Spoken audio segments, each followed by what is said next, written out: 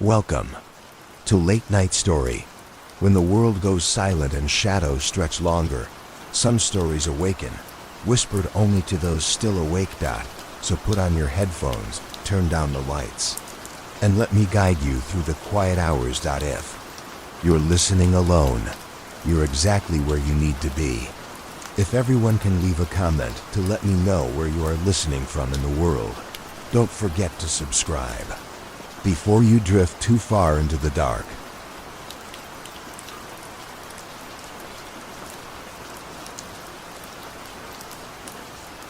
Story 1. My co-worker invited me over for a beer. He said his new roommate was an angel. We hadn't seen Matt for weeks. At the company, everyone thought he had moved away, or that his sister's condition had gotten worse. Even our boss knew nothing, and nobody could reach him. I figured he would at least send a message. After 9 years of friendship, I didn't think he'd just vanish without a word. That's why I was so shocked when he walked into our usual bar on Friday night. He was genuinely happy to see me, and I was stunned. I thought maybe he wasn't even alive anymore. We talked for a long time that night. Matt looked a bit tired, but he was still cheerful, full of life, the same eccentric, funny guy as always. We stayed there until closing time. Since I didn't have any plans for the weekend, Matt invited me over to his place. I'd been there a few times before. His apartment had always been tidy, sometimes even the site of small parties. He used to invite a few co-workers too, the ones he actually liked. But when he opened the door this time, I was completely shocked by what I saw. A foul stench hit me right away. Piles of garbage bags stood in heaps. The kitchen looked like a war zone. Dirty dishes, leftover food, and rotting scraps were everywhere. Matt. I stopped in my tracks as he opened the door. Are you sure everything's okay? Of course. Why, Dan? Matt shot back instantly. I gestured around the entryway, pointing out that the whole place was a wreck. Just haven't had time to clean up, he said cheerfully with a wave. Come on, let's have a beer. Matt shoved some trash out of the way in the kitchen and tried to open the fridge, but a big garbage bag and a couple of boxes blocked the door. Oh, Dan, just give me a sec, he groaned as he wrestled with it. Go ahead, make yourself comfortable in the living room. I'll be right there. Reluctantly, I agreed to leave him in the filthy kitchen. Carefully, I squeezed down the narrow hallway, stepping around the reeking trash bags and boxes. By the time I reached the doorway to the living room, I heard a loud clatter from the kitchen, followed by some cursing and Matt shouting that everything was fine. A little tense, I stepped out of the garbage-strewn hall and into the living room and froze. It was like crossing an invisible line. The living room was spotless, neatly arranged, and even smelled fresh. The furniture gleamed as if it had just been cleaned. Maybe Matt hadn't been lying. Maybe he really was fine after all. Then my feet rooted to the floor. Someone was sitting in one of Matt's armchairs, a figure wrapped in a white robe. I couldn't see its face because it was bowed low, and the long robe covered it completely from head to toe. Only its hands were visible, long, yellowish nails ragged and chewed down. It sat there like a king on a throne, its disgusting hands resting on the armrests. I just stood there, speechless. What's wrong? Came Matt's voice from behind me. I turned, startled. Who the hell is that? I asked in disbelief. Oh, don't look at me like that, Matt said cheerfully, handing me a bottle of beer. That's just my roommate. Your roommate? Since when do you have a roommate? I asked, still frozen in the doorway. Not long, he replied, pushing past me into the room. Come on, Dan, sit down with us. An uncomfortable silence settled over the living room. Matt sprawled across the couch, sipping his beer, while the strange figure sat motionless in the armchair, almost triumphant in its stillness. I, on the other hand, was busy looking for a way out. No matter how hard Matt insisted that I sit down, I told him I'd been sitting enough at the office all week and preferred to stand. I started pacing the room. So, how have you been, Dan? Matt asked, taking a swig from his bottle. Well, I answered nervously, my eyes fixed on an old photo on his shelf. I'm fine, really. Everything's pretty much the same. The suffocating silence returned. The easy, cheerful tone we'd had back at the bar was gone. We sat there awkwardly, three strangers trapped in the same room. Matt, I finally gathered my courage. I think I should get going. I've got something to do tomorrow. At the bar, you said you didn't have anything to do tomorrow. Matt shot back immediately. Oh, right? I stammered. Yeah, it just came to me. Matt took another drink, his eyes narrowing as he stared at me. I stuttered nervously. I really should get going. He sighed heavily, set his beer down on the little coffee table, and looked straight at me, his face suddenly cold. Dan, what's wrong? He asked flatly. I glanced around, tense and uneasy. Every instinct in me screamed to bolt for the door and never look back. Matt, I said at last, it's just, this whole situation's a little weird. The mess out there and everything. Matt looked confused, as if he hadn't even noticed the state of his own apartment. The thought flashed through my mind. Maybe his so-called roommate didn't notice it either. And I said more quietly, there's that guy. I told you he's my roommate. Matt replied sharply. When he wakes up, I'll introduce you. He's sleeping? I asked, glancing nervously at the hooded figure. Whatever. Matt, I need to go. I'm sorry, but I can't do this. I turned toward the hallway, but I only managed a few steps. Matt was ready for it. He jumped up, grabbed something from beneath a couch cushion, and before I could react, he smashed a wrench across my face. Blood sprayed from my nose, splattering the wall. 2 teeth shattered. It happened in an instant. I was already on the floor. The world spun. Warm, metallic blood trickled down my face. Dan, I heard Matt's muffled voice. I'm sorry. Dan, this is the angel's request. I came to, disoriented and dazed. The harsh light bouncing off the white tiles stabbed at my eyes. I blinked hard, tried to clear my vision and my mind. Dan, Matt's voice echoed, distant and muffled, as if it came from far away. Dan, I'm sorry, but I have to do this. I tried to lift my head, but I could barely move. Blood dripped from my mouth and nose in slow, heavy drops. That's when I realized my hands were tied. My vision gradually cleared. Matt was sitting on the edge of the bathtub, in front of me. I was bound to the radiator. But the worst part wasn't him. It was the figure standing in the doorway. The white robe covered its entire body. The hood hung so low that its face was completely hidden. Only a wrinkled, dark red neck was visible, like it had been smeared with some kind of dye. The skin looked old, ancient, human, and not human at the same time. Its feet were concealed under the robe, and its hands were tucked inside the sleeves. Dan, Matt started again. Do you know the Christian Bible? I looked at him. When I moved my head, I felt the wound in my nose reopen, and warm blood began to trickle again. I stared into his eyes, angry, terrified, and yet more furious than afraid. How can an old friend do this to me? So you don't? Matt said when I didn't answer. Then let me tell you a story. Abraham's story. I didn't look away from him. The hatred inside me burned like fire. How could I have been stupid enough to walk right into his trap? Matt glanced toward the figure in the doorway. It hadn't moved, hadn't made a sound. I see, Matt said to it quietly, as if listening to an order only he could hear. Then I'll do it your way. He stood up from the edge of the tub and stepped closer to me.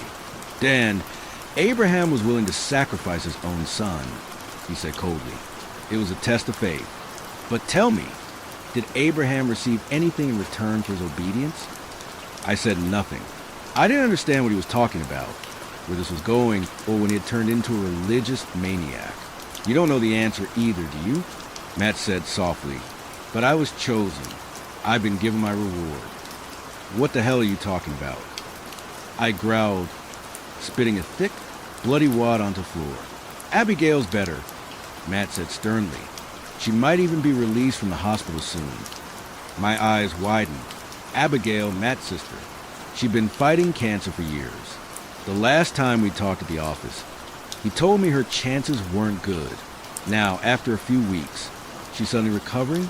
The religious talk was strange enough. But this was insane. Dan, Matt said again, pausing for effect. It's because of the angel. I brought him offerings.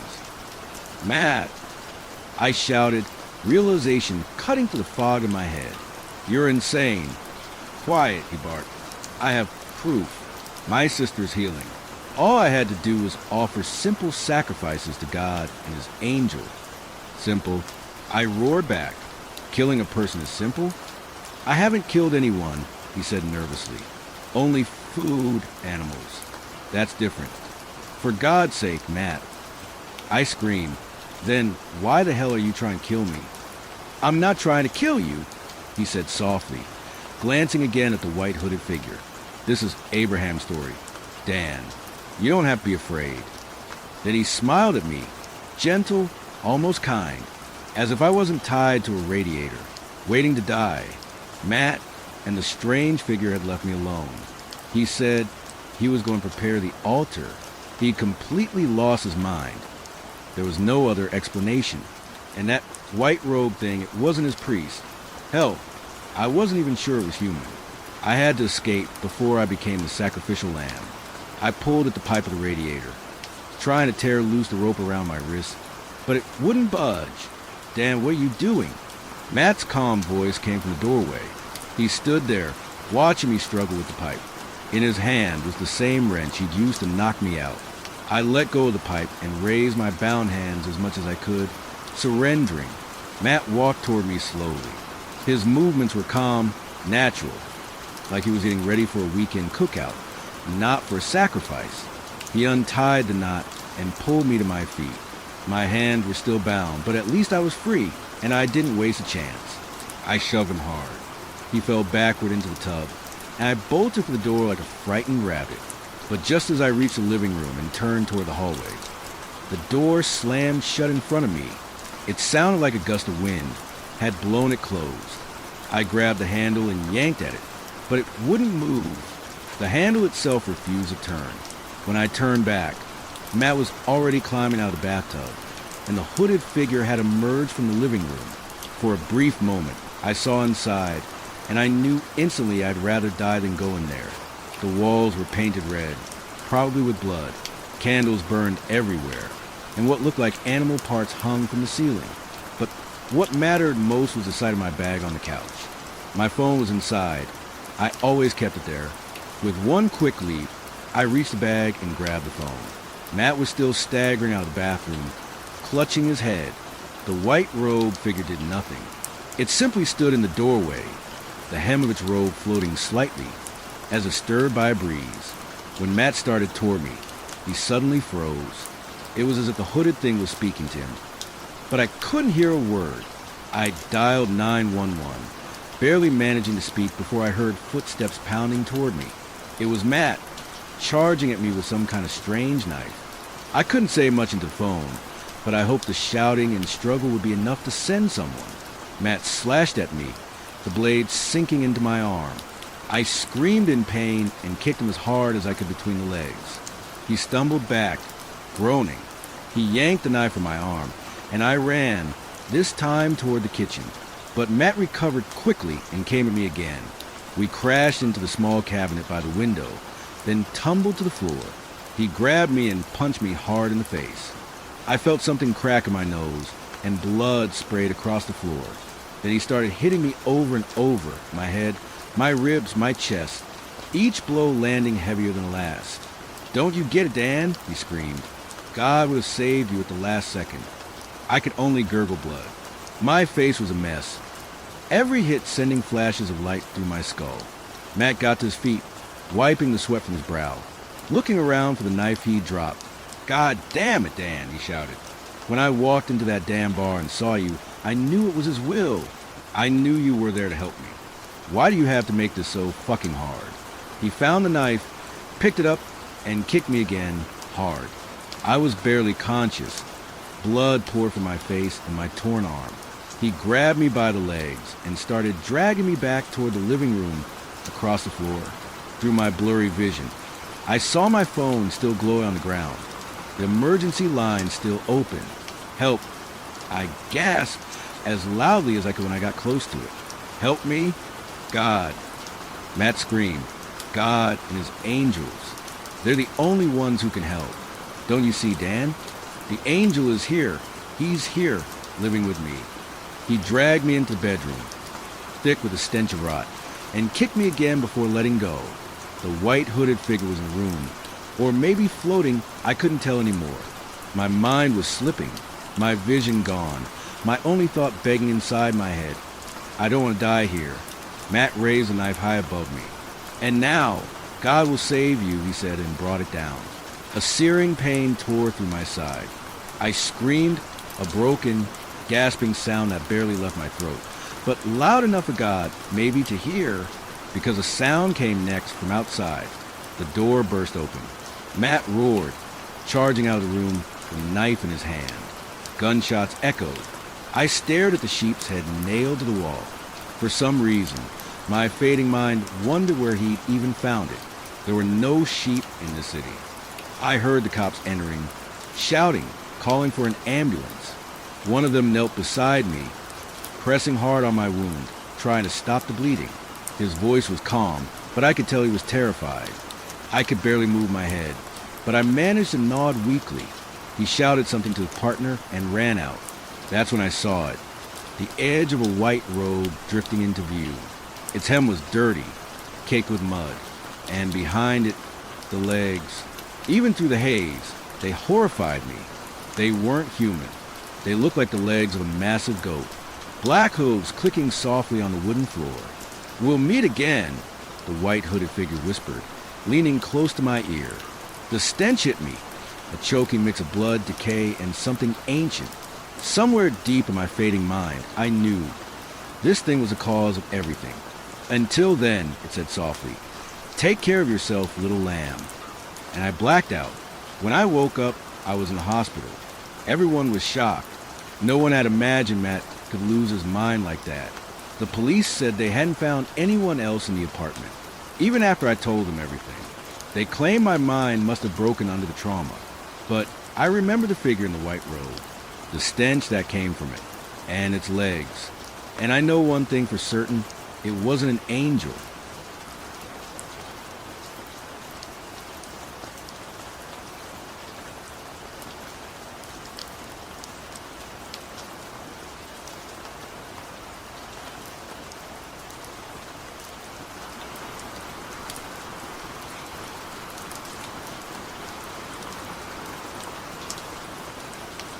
Story 2, I never got Christmas presents, so I went to the North Pole to confront Santa.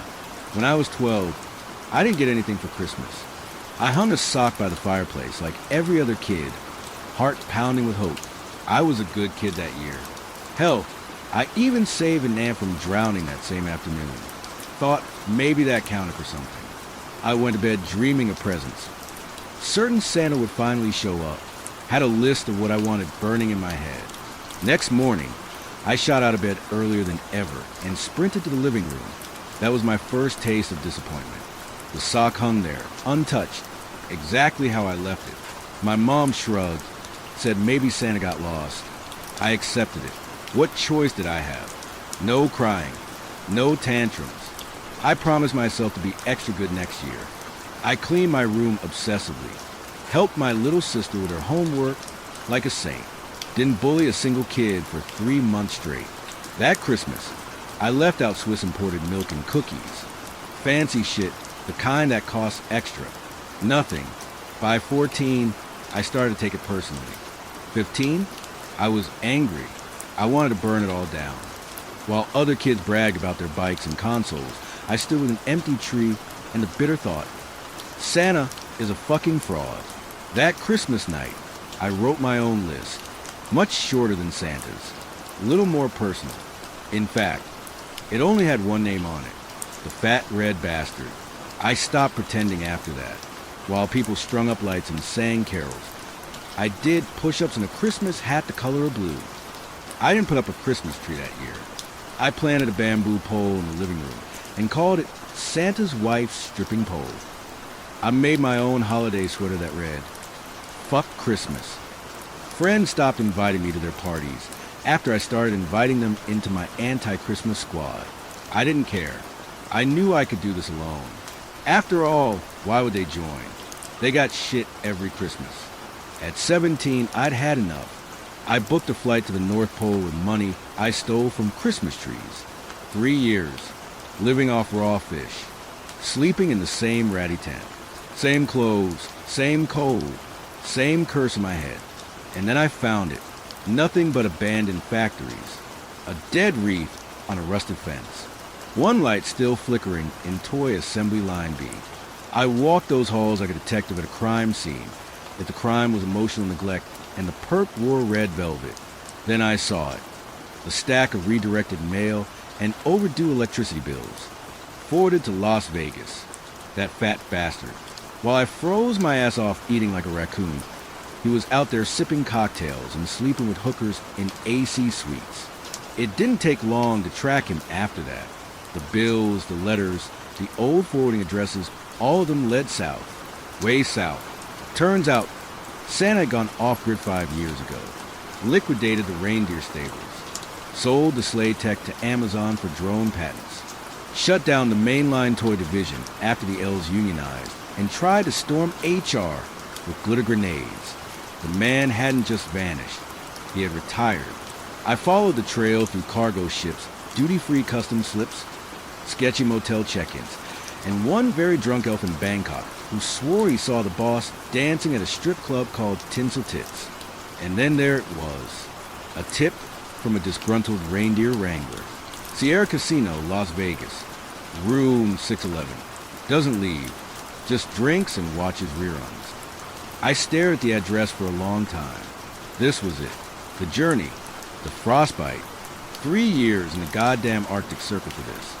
I got on a red-eye with nothing but my coat and a Christmas hat soaked in spite. Stepped off the plane. Walked through the neon haze of the strip and took the elevator up 6 floors. Room 611 at the Sierra Casino reeked of cigar smoke and cheap peppermint air freshener. Santa sat in an armchair, eyes on a muted wheel of fortune. He looked up like he'd been expecting me. He wasn't fat, just an old man with sunken eyes and a limp Santa hat that had long lost its fluff. "You found me," he said. "Took you long enough. You owe me, you old fuck." I snapped. He let out a dry, hollow laugh. "Ah, nostalgia." Then he took a drag from his Monte Cristo. "Sit down. We've got a lot to talk about." Turns out, he wasn't the original Santa. He was just a kid who never got anything either. One day, some old Indian guy found him, handed him a sleigh key and said, "You're Santa now." He has been doing the gig ever since, running the factories translocated to China, delivering them to children, keeping the Christmas spirit alive like some geeked-out pastor. "What happens now?" I asked. He leaned forward and handed me a dusty folder. "Your turn." Inside, the deed to the factories, workshop blueprints, sleigh schematics, a business card that read, CEO Claus Incorporated. For a moment, I was 12 again, laying in bed, heart pounding, dreaming of a gift that never came. Maybe this was it. Maybe I could be the Santa I never got. Make sure no kid ever felt invisible the way I did. But then I remembered all those years, all those quiet mornings, all those smiles that vanish when January hits. That night, I picked up the phone and called Disney. Sold the whole damn thing. Factory lore, sleigh, even elf labor rights.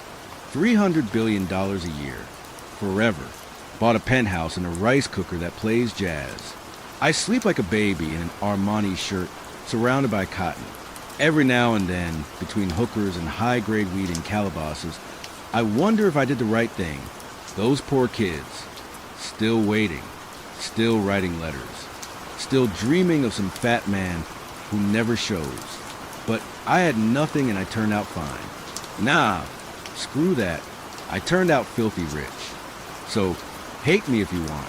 It's anti-Christmas now. Forever. And hey, if you want in, there's still some anti-Christmas squad merch available. Proceeds go directly to my bank account. Be the Santa you never had. Or cash out. That's what I did.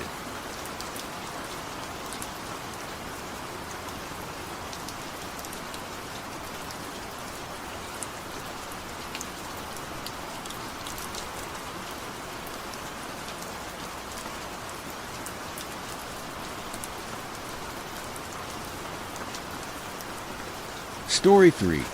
I created a fake persona for TikTok. I regret everything. It all started a few weeks ago.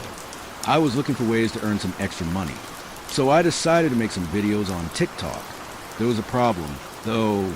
First, I am a near 40-year-old mother of 3 kids, and we know the algorithm doesn't favor unpretty people. Second, I wasn't thrilled about other moms and friends and family members possibly finding my account. I definitely get roasted for it during the holidays. So I made a persona. That is, I did several questionable things. I bought a long black wig. My usual hair is short and light brown. I wore completely different makeup, and I used a filter, and I called myself Catherine, dissimilar enough from my real name, Casey. The result was a beautiful woman who looked like she was in her early 30s and only vaguely resembled me. I started off by posting skits about working in retail, since that's what I'd done before having kids. Then I transitioned to unboxing type videos that I also posted on YouTube Shorts. At first the videos were flubbed, but then I got a few to go viral. I wasn't some big household name or anything, but it was enough to make a few $100 extra a month. Things were looking up. Everything started spiraling the week after Thanksgiving. I noticed a comment on one of my videos. Haha, it read, "I'm from Ohio too." I froze. Did I say that in the video? I was always very careful to not let any personal details slip, despite the persona. I rewatched the video. I watched it, Catherine pulled a Labubu out of a box. It took a while to get all the way here to Ohio. I said with a little chuckle. I froze. Oh shit, I actually did say that. I rewound and replayed that part. Again and again. I really didn't remember saying that. As I watched it, I noticed something else too. The video almost seemed to glitch for the tiniest moment before I said it. My face froze and jumped like the video was spliced. A terrible idea swirled in my head. TikTok isn't like adding AI clips to videos, is it? It sounded insane. But I remember when my friend told me a few weeks ago about her Facebook ad she was running. There were so many AI features that added extra stuff to her images and descriptions. It was like a full-time job turning every single AI setting off. Was TikTok doing the same thing? I must have just let it slip. I thought, nothing else to it. But then it kept happening. On a video where I unboxed some lotion, a comment saying, "There's no way you're 42. I watched the video and, sure enough, Catherine I stretched my lips into a broad, toothy smile and said, "It does wonders for my 42-year-old skin." I know I didn't say that. I mean, who even says 42-year-old skin? That was such a weird phrase. It almost felt like an AI had spit it out. Sure enough, when I rewatched the video, there was that odd glitch again. My face froze for a split second, then jerked upwards before I delivered the line. Even if it's AI, how would it know I live in Ohio? How would it know I'm 42? The internet knows everything about you. A little voice in the back of my head whispered, "Oh, yeah, it knows you like dark chocolate caramel and cold brew coffee. It knows your circulation shit because it keeps giving you ads for socks and slippers. It knows you're a night owl and you like bird watching." And I slammed my phone on the desk. Next time I made a video, I would look at every option with a fine-tooth comb, making sure I did not in any way enable an AI thing. But of course, the video I posted the next day had the same thing. And it was worse, so much worse, than the other two. "It's got my initials, see?" I said, as I pulled out a keychain with my initials on it. KSB. As the filter shifted ever so slightly on my face, she smiled and said, "K, for Casey." I said Casey. No. I was sure I'd said Catherine. Because I remember almost saying Casey, and then catching myself saying Catherine. There's no way. I quit, stopped uploading videos, stopped opening the app. My earnings quickly dropped without new content, but I didn't care. This was creepy. I knew I said Catherine. There's no way I said Casey. Was there? The next morning, I woke up to a notification on my phone. Not from TikTok or YouTube, from our Ring camera. Someone had been in our front yard at 3:24 a.m. I pulled up the video, confused, probably just a bug or animal or something. But as I watched, all the blood drained out of my face. Just beyond our porch there stood a figure. Their outline was blurry and pixelated, since they were halfway in the dark, and they were standing facing away from the porch. But they looked like they had long, dark, slightly wavy hair. Just like my wig, the woman stood there for 2 full seconds before slowly walking back into the darkness. "Who is that?" my husband asked, not seeming to make connection. "I don't know. Who would be out that late?" "I think Karen gets up at like 4, doesn't she?" he said, referring to the older woman across the street who'd been a competitive swimmer in a different lifetime. "Yeah, but her hair isn't that long." I swallowed. "Doesn't sort of look like, well, the wig I wear when I do the videos." He glanced over at me. "A lot of women have hair like that." I swallowed. "Do you think we should tell the police?" "She isn't really doing anything. Maybe let's talk to neighbors and see if anyone else caught her." I would have called the police, but we live in a townhouse development. There were about 30 houses within 100 feet of us, counting the ones across the street. The woman was standing technically in our front yard, but that's only about 10 feet from the sidewalk. It could be any one of our neighbors or anyone visiting them, not someone particularly targeting us. Their hair did match the wig, but my husband didn't think it was an issue, so I decided it wasn't either. I kept an eye on the Ring camera for the next few days, but nothing happened. No weird visits, no strange women skulking around outside. So I wrote it off as a one-off thing. On a whim, I checked my TikTok page to check the stats on my videos and see if I was accumulating any residual views for this month's income. As the page loaded, my blood turned to ice. There was a new video, a video I didn't upload. The thumbnail was different than the other videos. It was dark, and she appeared to be outside. My stomach plummeted. Hands shaking, I opened the video. She was standing in the dark, in front of a row of townhouses, in front of my house. Her filter-smooth face was barely visible in the low light. The right half of it was completely black, completely in shadow. Her dark hair swayed loosely in the wind. She looked down at the camera, her one lit eye glittering in the street lamp. She smiled, and then the video ended. It looped like that several times before I reacted and closed out of the app. I stared at the phone, shaking in my hands. Fuck, fuck, fuck. Someone was stalking me. Someone was using the same filters and wig to look like my persona. But they knew where I lived, and they knew it was me, and they fucking hacked my account.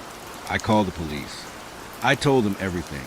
I showed them the videos, every single one. Part of me expected a video of her and me in the dark to be gone by the time the police came. But it was still there. I hadn't imagined it. The police searched the neighborhood, made a report, promised to talk to neighbors, told me to keep my doors locked, to call them at the first sign of trouble. But without the woman right there to track down, it wasn't easy. It would take days to find out who hacked my account, even if they could get TikTok to comply. So I packed us up and we drove to my mom's. We'd stay there for the next few days, until we had an update. I knew that whole TikTok thing was a bad idea, my husband said after the kids had gone to bed. "I know. I'm sorry. This is bad. Really bad." He hung his face in his hands. "Did you delete the account at least?"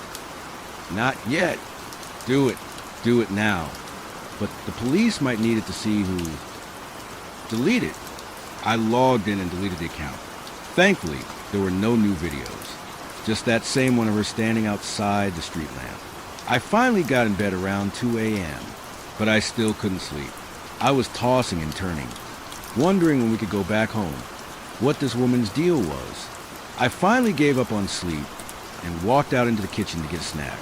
As I walked toward the refrigerator, something caught my eye outside. No, there was a figure standing at the tree line behind my mom's house. Pale skin, long dark hair, standing absolutely still like a mannequin, just barely visible in the shadows. I flicked off the lights and reached for my phone, but I'd left it upstairs. I looked down, patting my pockets. Motion caught my eye. I froze. She was standing only 10 feet from the door now, and she looked exactly like my persona, down to the filters, but in real life, eyes that were slightly too big, skin that was poreless and smooth, pouty perfect lips, but she still carried an uncanny resemblance to me. My pointed chin, my heart-shaped face, my tall stature and long legs. I finally ran up the stairs, got my phone, and called the police. And again, they didn't find anything, despite combing every inch of the property. It's been 2 weeks, and I haven't seen her since. My husband assumes the crazy stalker lost interest, but I know better, because when I looked at myself in the mirror last night, I saw several strands of jet black hair growing from my scalp, and I wonder if she's waiting to replace me when no one will know the difference.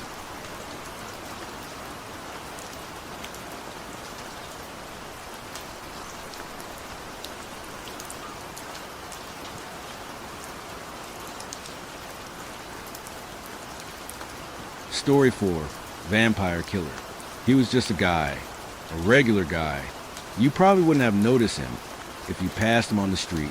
When I looked at him, though, I could see he was an angel, a sweet fruit that God made just for me. He had the kind of warmth that could make everyone feel comforted and safe just by walking into the room. Getting hypnotized by those soft, blue eyes was like floating in a warm pool filled with cuddly otters while you're being served cake and ice cream on your birthday. Every single person felt like the center of his attention when he was around, and it seemed so effortless for him to be adored. That's why I deserve what happened to me after I killed him. I really just couldn't help myself.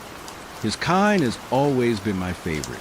All that selfless energy going unappreciated by the world can leave a person desperate for someone to notice, longing to be held, begging for a moment calm. That blood practically pours itself down your throat when you bite down, and then radiates a feeling of deep comfort and warmth through every artery and synapse in your body for days, as you digest all that goodness and love that everyone else took for granted. He didn't see it coming. They never do. He should have been thankful, really. I gave him way more time with me than I'd given any of the others. He kept me entertained. He was funny and cute, and I really just lost track of time. What's a year or 3 when you can't even count the centuries anymore? He was just fun to be around, and so full of that delicious warmth that I could feel it pulsing from him just by being near him, and his velvet touch made my skin respond with intoxicating electricity. Looking back, I don't know why I didn't just let this be good enough. If I had it in me to live like this with him, why did I have to take more? I wasn't even hungry. I was happy. I think he was happy too. It didn't have to end this way. It was our anniversary, and we'd gone to the restaurant he'd taken me to on our first date. Watching the sunset reflected in his eyes filled my soul up. So full it felt like I was overflowing, and I just couldn't bear the thought of anyone else seeing those beautiful eyes or the warmth of his presence being wasted on someone else. Just his laugh could lift the whole party, and suddenly I felt nauseated by the very idea that anyone else gets to feel this feeling he gives me too. None of them could ever appreciate his essence the way I do. It was like instinct took over, and another beast came out to hunt. I saw the way the bartender tucked her hair behind her ear and smiled at him when he ordered our drinks. She sobbed and cried and desperately tried to trick me when I caught her by the back door on her break. I'm just doing my job. Guys give you better tips if you flirt. Bitch couldn't fool me. I could still feel the way his warmth lingered on her mind. I'd spent so much time focused on him that I must have forgotten what good blood even tasted like, because I couldn't even stop myself as I gorged on her menthol-flavored throat. Or maybe I was just desperate to taste a pathetic little crumb of his warmth on her. But she just made me feel empty instead. All that golden energy I was just overflowing with was gone, and I was covered in blood and standing alone in the alley behind an expensive restaurant holding the limp body of what used to be a bartender. I didn't even feel the pop when her neck snapped. I hadn't been that rough with my food since I was a child. How embarrassing. I pulled up a manhole cover and tossed her into the storm drain with a wet thud. Someone else's problem now. I couldn't let him see me like this, so I texted him that I was feeling sick and took a cab home. The driver asked if my costume party was fun, and I just quietly nodded. I'm glad not everyone can smell blood, because my last kill was still making me nauseated, and I wasn't in the mood. I just wanted to get comfortable at home. I peeled off my sticky dress and threw it into the fireplace, and then stepped into the shower. I stood hypnotized as I watched the bright red streaks of what used to be the bartender spiral down the shower drain. It felt peculiar, like a piece of me was missing. I turned up the water temperature, but I still felt cold. It felt like I was still homesick, even though I was here in my own goddamn hot shower. Since when does it feel so gross to feed? I forced myself to vomit up the bartender out of fear she had some sort of blood cancer. I honestly don't even think that could hurt me, but I just needed to try something. Why did she make me feel so empty? She wasn't even worth all this anguish. Even after I rinsed everything down the drain, I still felt empty. I crawled into bed and pulled the blanket over my head and just sobbed. I didn't know if it was actually happening or if I was just mimicking something I'd seen humans do until I couldn't get it to stop no matter how hard I tried. Writhing and retching. I balled myself up and bawled my eyes out for what felt like a century before I finally heard the lock on the front door click open and the warmth came flooding back into my home. His hands were still cold from the winter air, but his gentle touch felt like a lifeboat in a storm. I pulled him onto me, still damp from the tears in the shower, and wrapped him up in my arms tighter than he probably realized I was capable of. He looked up at me with those empathetic eyes and squeaked out, "Did something happen?" As I squeezed the air out of his little lungs, I eased off a little and pushed his head down onto my chest. "No," I said sweetly as I stroked him. "I just felt sick, but then I missed you once I was gone. I felt bad for leaving you there. I'm sorry you felt so awful. I know we were both looking forward to tonight." He gently kissed my collarbone, and I kissed his forehead and smelled his hair. "Why don't we make another reservation for next weekend when you're feeling better?"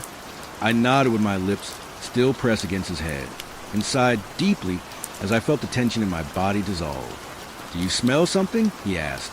My eyes shot open. Terror. That cold, sick feeling. Like wet pennies and menthol. I don't remember what happened next. I just remember feeling alone and homesick in my bed, desperately holding open the eyelids of a limp body to get one more glimpse of the eyes that used to fill me up with happiness. He must have seen the shock on my expression as I realized what I'd done, because his bloody face twisted into a sympathetic gaze looking up at me as he let out one last wet, bloody sigh and whispered, "See you soon." He had no idea what he was saying. Couldn't have. No way he knew how special he was. Generations of being prey had quietly turned the tables in a way neither of us could have ever expected. This wasn't the way it was supposed to go. Everything was wrong. I drank this man's golden essence. I was supposed to feel radiant right now.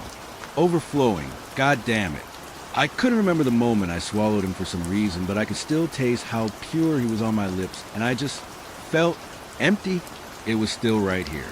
Every piece of him was still in this room, but he was gone and all the color had been drained from the world with him. At some point I got up and carried him to the bathtub. I'd never felt unsettled by the squishy feeling of corpses like this, but I couldn't just leave him that way. I washed the blood off him and wrapped him up in the blanketa in bed. I wanted him to look peaceful, but I couldn't make his damn face do the thing it used to do when he laid his head down on my chest and slept. He just looked like a doll now. A husk I dressed up in his clothes and put in his bed. I cried again for the second time in my endless life as I watched our home burn. Countless men I've swallowed this way, and I'd never stuck around for this part before. Never felt the need to say goodbye. I stood there in the cold and watched the humans deal with it until our home was just a steaming pile of memories and blood. I didn't try to feed again for a long time. Just the thought made me feel sick until the hunger became excruciating that I could think of nothing but the desperate need to consume someone else's warmth. It's Valentine's Day and I'm watching a couple get engaged on the beach from the bluffs above. My stomach's growling, and I can picture the happiness in her eyes and how he put it there. But when I get down there, the scene isn't at all what I imagined. She's pregnant, and he reeks of the sweat of another woman. This kind of happiness is fleeting.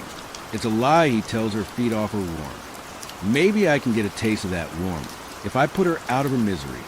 I could comfort her as she drifts softly into me. She won't ever have to know how much mercy I'd be giving her. I took a step toward them, and suddenly, like a veil lifting, I felt his embrace from behind, and I froze. The couple, lost in their own bubble, paid me no attention as I watched their moment like a statue caught mid-stride. Years had passed since I felt this hug, but I knew it was his, warm and comforting, nowhere but everywhere all at once. Arms of air, arms of nothing, arms of warmth and joy. I could feel them wrapped around me, firm and strong like I remember, but at the same time, I knew I was completely unbound. I could step forward. I could feed on this couple. I could feel their fleeting warmth. But I'd have to leave these arms. I stood there in the cold February air, lost in time like a memory that never happened. He held me for hours, and no one paid any attention. The couple left. Others walked by. The sun set. The sun rose. I don't know how long, but when it was over, I didn't feel hungry anymore. Cold again, but not hungry. There was color back in the world again after that. Not everywhere, not like before, but I could see flickers of it once in a while. I followed the color to a park a few days later, and just sat, watching the kids sort of sparkle as they played. It's hard to describe what my eyes were seeing, but it just looked warm, and for the first time in my life, I just wanted that warmth to stay where it was so I could admire for a while it lasted. A birthday, a picnic, a game of tag, core memories being formed in real time in front of me, little fireflies of color in a sea of sepia. Then a little sparkle drifted down from somewhere and rested in my palm. It tingled with warmth, and I closed my hands around it and let it radiate into me. Without words, it told me, and I understood that I needed to stand up, and then it pulled me around the corner by the baseball dugout. And that's when I locked eyes with someone. A man, short and hairy in all the wrong ways, like a toe with an ingrown nail. He was holding a speck of warmth of his own so tightly in his fist that his knuckles were white. What I saw in his eyes was less than nothing. A void that could never be filled, demanding warmth but never giving. He still had the unhinged grin of a man who thought his plan had gone off perfectly right up until I broke his wrist. The little girl asked if he was okay, and I smiled warmly and told her I just needed to give my uncle a shot because he's not supposed to be away from the hospital, and sent her back to her mom. I drugged the tow man back to his ugly white van, threw him in the back, and then tore the engine apart with my bare hands. Maybe I should have killed him, but I knew it wouldn't make me warm. I just left him stranded and wounded and covered in his own shit. That night, I felt him cuddle me. It was faint, but I knew it was him. A dream of the feeling of a cuddle. But for the first time, I slept like I did in his arms back then. When I woke up, I couldn't feel him anymore, but there was no mistaking him. It took time, but we figured it out together. His body died, but he's still there, wedged inside me, showing me the light. We speak through feelings and nudges, warmth and color. I can't hear his voice, but I know it's really him, aware, alive, and guiding me. I honor his memory now by being the person he saw in me. The person he was looking at when I was focused on the sunset reflected in his eyes. Thousands of years of evolution finally taught a human how to kill vampires. I just wish he didn't have to die to do it.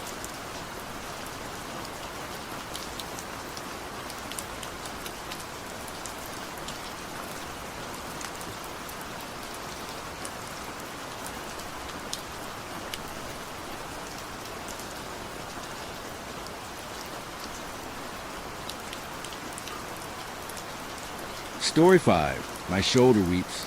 It was Sam who saw it first. Said he was out hunting with his dad down by the Central Lake. Central Lake didn't mean anything to us. You could climb a tree at any of the lakes, and if you saw forests in all directions as far as the eye could see, then that was good enough as center, no matter which lake we found ourselves. The woods seemed to expand limitlessly in the distance. We never knew when, or if we were heading home, until suddenly we'd arrive at the back doorstep. Thinking back on it, now feels like remembering a dream. Walking aimlessly, tripping over roots and dilapidated rubble among a cave of unrelenting greenery, my memory jumps instantly to blinding sun and the sound of stuttering sprinklers. Sam's dad led him through the woods, a rifle slung around his shoulder and a torch in hand. Wasn't unlike any other hunting trip Sam had told us about. They'd walk for a couple hours, with little to no conversation. They'd spot a deer, and Sam would be passed the torch. Was told to keep it steady, and with trembling hands, Sam would blind the deer with its beam long enough for his dad to take aim and fire. We'd laugh saying how stupid they were that they'd just freeze like that in the torchlight and let themselves be killed. Now I realize it was a pre-programmed response, a biological instinct that causes you to freeze and buffer in the face of something completely alien. So alien that the threat of death could not yet be processed. The deer dropped to the ground like a rag doll. Got him good too. Must have hit a main artery or something. Dad said it looked young, since its antlers hadn't really come in yet. Anyway, Dad had bent down to pick up the torch and started to tie up the deer so we could take it home, and that's when I saw it. There was a light in the distance. So there was another hunter in the woods. Sam rolled his eyes. Come on, man. Do you think I'd be telling you this if it was? It was only for a few seconds, but as my dad was working, I saw a bluish light in the distance move along the tree line and disappear. It wasn't elongated like a torchlight. It was kind of like a ball. Yeah, a ball of light that didn't jostle, like it was being held by someone. It was smooth, gliding almost, and then gone. Sam was clearly more impressed with the story than the rest of us, as we all swiftly moved on to better conversation. No, seriously guys, I'm not lying. We didn't say you were. It's just not interesting, Tom said, laughing. Sam pouted and slumped back down in his chair. Tom turned to me smirking, and I shook my head.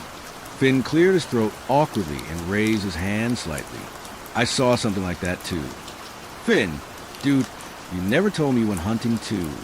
I don't. Sam squinted confused. I ran away from home a few nights ago. Finn's parents, as I've come to realize now, weren't his biological parents. Finn was fostered. The parents he found himself were clearly of the latter variety of foster care. Parents who saw child care more as a wage than a responsibility. We used to call Finn Peach on the account of his bruises, and would tease him that we weren't even being that rough when we played. After what happened, I never saw Finn again until around college, huddled around a pipe on his side, with a man wiping sick from his mouth. I left the back door and ran into the woods. Thought I'd be caught more easily if I took the streets. I can't remember how long I ran for. I just remember the light. His legs pumping like pistons, he took off through the woods, jumping over fallen trees and smashing through branches. Said he didn't have a direction in mind and was only thinking away. He told us about the squelching under his boots and how he had a wind-up torch that he'd have to crank to see anything. Told us about hooting owls and yipping foxes, and what he could only describe as the sound someone makes attempting to whistle. Exhausted, he collapsed to his hands and knees, his numb fingers finding warmth in the void before him. He reached for his torch, cranking the handle, watching the light sputter to life and glisten in the lifeless eyes of the engorged stag that lay beneath him. God, the smell. It was so bloated, like a giant water balloon burst at the seams and leaking. There was something shiny in its abdomen where my hands had been. It was full of teeth. Then that sound came back again, louder and fading in the distance. When I looked up, I saw them, those lights moving further and further away along the floor, and then just disappearing. I've only been in the woods once at night besides the incident. The four of us went camping with the scouts late November, when we were 9. The leader brought us all under the canopy and told us to turn off our torches, but he kept us on, positioned it beneath his chin, and grinned, calling us into a huddle. He told us the story of the tailor. Using my shirt as a prop, he rubbed the fabric between his fingers. The tailor was a fine man, best tailor in town. In fact, I dare say some of your uniforms are a piece of his craft. That is to say, if they survived the fire. He continued the story, describing to us how the tailor was talented, and how he was driven mad by the desire to hide his disfigurement. The story continued and ended with the tailor sewing together human skin and some freak accident that caused a fire. The leader ended the night with a big announcement. Now, before we go to bed tonight, I have to warn you that a gorilla escaped from the zoo this morning.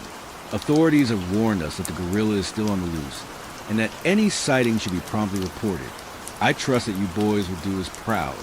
Oh, and if you do see the gorilla, the tent was shaken furiously with a series of grunts, causing us all to scream in terror. The scouts closer to the zip fled out into the dark, their torches the only thing resembling them as being one of us, as their body was engulfed by the night. The 4 of US took chase after the gorilla in a battle cry, waving our torches around like police batons. The other scouts shouldering our platoon. We were disappointed to discover the gorilla was just Scout Leader Blue in a suit.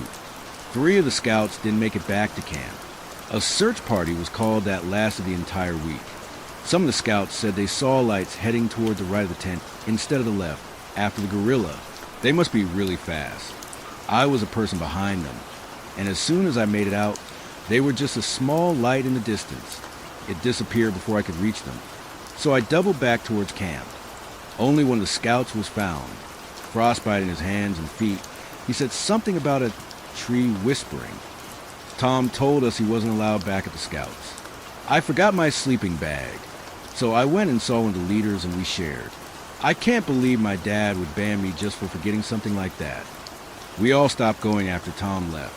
Tom looked up at Finn after he finished telling his story. Yeah, right?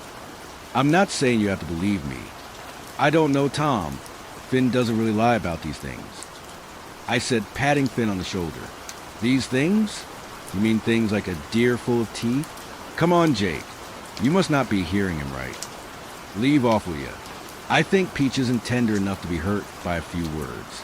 I mean, seriously, we've been in those woods for our entire lives, and we've never seen anything like that. I saw a two-headed rabbit hunting with my dad. Yeah, Sam, and you've also seen a UFO and Bigfoot and Mothman. Okay, I admit it. I didn't see Bigfoot, but I did see a weird light in the woods, like seriously X-Files type stuff. Guys, calm down. There's only one way we can settle this. We'll go to the woods tonight and find those lights. I said, palms on the table like a businessman, closing a deal. My parents won't let me. Tom mumbled, mine don't care. Finn remarked, mine neither. Sam said, grinning, have they actually stopped you leaving the house before? No. So what's stopping you? What if they get mad? Easier to ask for forgiveness than it is for permission. With that, Tom nodded and knocked me on the shoulder. All right, let's do it. Peach will be in the woods behind your house by 9 p.m. We'll click our torches on and off 3 times, so you know it's us. Me and Tom reached the woods behind Finn's at 8:50 p.m. We didn't talk much. Tom stood there shuffling his feet and stroking his arms nervously. He should have stayed in. The woods at night changed entirely. It felt like we had stepped onto an alien planet. One void of light and stinking of damp and musk. The air was humid like that of a rain forest, though the ground was dry. I could feel it under my boot crumbling beneath my weight. I didn't need a light to confirm it. The insistent drone of the motorway lingered among the ambience, reminding us we were still at home. Jake came up from behind, startling us with a snapping branch and a clinking shoulder. What's that? It's my dad's gun. Really? What do we need that for? You haven't been in these woods like I have, Jake. There's monsters everywhere. Most of them ones you've dreamt. Tom said, smirking, clearly at ease now. By 9 p.m. we all took out our torches and gave Finn the signal, who upon the first light sprinted out before we could even finish. From Finn's we set off walking straight, thinking that as long as we didn't make any turns, we could easily find a way home by simply turning around. Logic is equally alien to this place as light. Several hours of walking amounted to nothing but brief arguments and reminiscent stories, but largely silence. We'd whisper rather than talk. Whenever I'd speak, I would be overcome with a powerful sensation as if my words were trespassing in bounded air. Even the owls soundlessly mumbled. Their pupils shrank against the torch, but their beaks were clearly in conversation. The drone of the motorway had long since passed, and light pollution a distant memory against a star-filled sky. This felt central to me. Finn caught me by the shoulder and motioned with his hand to listen. It sounded like someone trying to whistle, a half-shrieking sound, air in movement but staggering, erratic without direction. We rounded a boulder coming to the bank of a lake. Glowing beneath the moonlight, its glistening ripples crashed against the earth, licking our shoes. Sam bounded up to me, pointing to where he had seen the light, and pointed out a patch of dried blood from him, and his dad identifying this as the lake from his story. We rounded the lake towards the head, taking note of some water striders that danced aimlessly towards a gaping mouth of frog or fish. Aimless in themselves, but an aim for larger things. The soft lull of crashing waves ceasing sound, and if one of us did talk, neither of us could say if we heard it. The sound grew in intensity as we stood our ground facing the abyssal forest. Then suddenly, light, a flash of blue from a den nearer, and just as quickly as it appeared, it dove and disappeared, the sound abruptly dying. Finn smiled, raising his eyebrows at Tom, whose jaw was agape. Finn mouthed, maybe said, "Told you so," and Tom crossed his arms in a pout. A gut-wrenching shriek shattered the air. A horrendous orchestra of deep bellowing devastation and crescendo with snorts of intense excitement, sapping and popping the dark silhouette filled and elongated in a disjointed fashion before promptly standing and leaping over us as we stood in complete terror, the gun already in Sam's trembling hands. It was a deer. It took off sprinting in the moonlight for a brief moment before disappearing again. What the hell was that? Tom panted, clutching at his chest. Jesus Christ. I've never seen anything like it. Sam said, the rifle still in his hands, rattling. Finn cranked up his torch, jogging towards where he saw the light disappear. "Guys, come check this out." Reaching Finn atop the rim, we gazed down into the rot-filled pit. Deer, empty husks flattened like a doormat, and laid atop one another in a gross macabre. Sam prodded one of them with the rifle, watching a perfect hole take shape in the hollow flesh, which failed to bounce back. The light came from in there, Finn said, motioning to the tunnel in the dirt mound. "I can't fit in there." Tom was the biggest of us, broad and built like a football player. "Of course you can."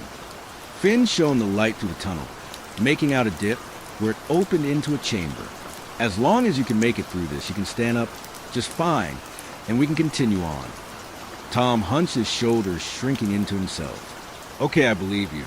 We all saw the light. Now can we just get out of here?" "No way, man. There's something here you won't find back there. I mean, come on. When have you ever seen anything like this at school or home or at the supermarket? We have an opportunity to really see something." "I don't know, Finn.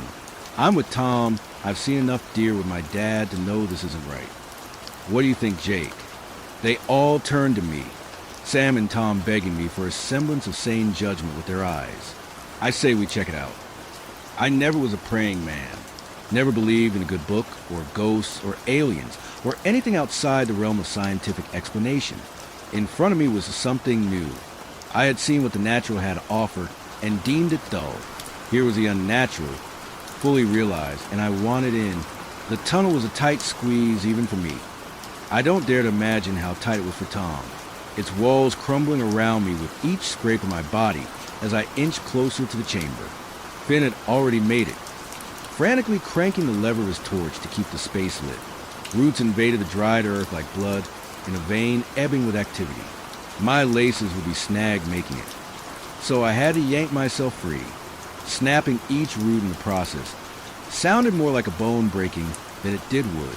By the time I made the chamber, Finn could make out the whistling sound further in, still distant but shifting in volume as it maneuvered throughout the system. Finn clutched my hands, his torch going out in the process, and dragged me through into the chamber.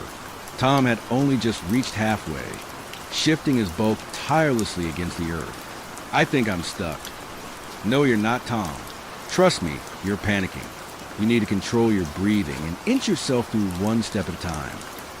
Finn could be a leader when he wanted to be. Okay, I'm coming." I could hear him panting, caught in a finger trap. The more he panicked, the tighter the space. The tighter the space, the more he panicked. "I can't. I just can't. Jesus Christ, I can't move. Oh God, I can't move." "Sam, can you hear me back there?" Finn called out. Silence. "Sam," Finn shouted. "Tin Man's already gone, Finn." Tom shouted in a half-laugh. "What are you talking about?" He wouldn't help Finn. You've seen the way he talks about deer. Just watches it happen. I heard that toy of his rattling away as soon as I entered. He's got no heart about him. "Fuck. We'll pull you through, Tom. We can fashion some rope with our bags and tie it around your arms and pull." No. Not forward. I want out, man. Tie my legs." "All right. Me and Jake will find another way out, and we'll get you out. Hang in there, man. Leave me a light." "What?"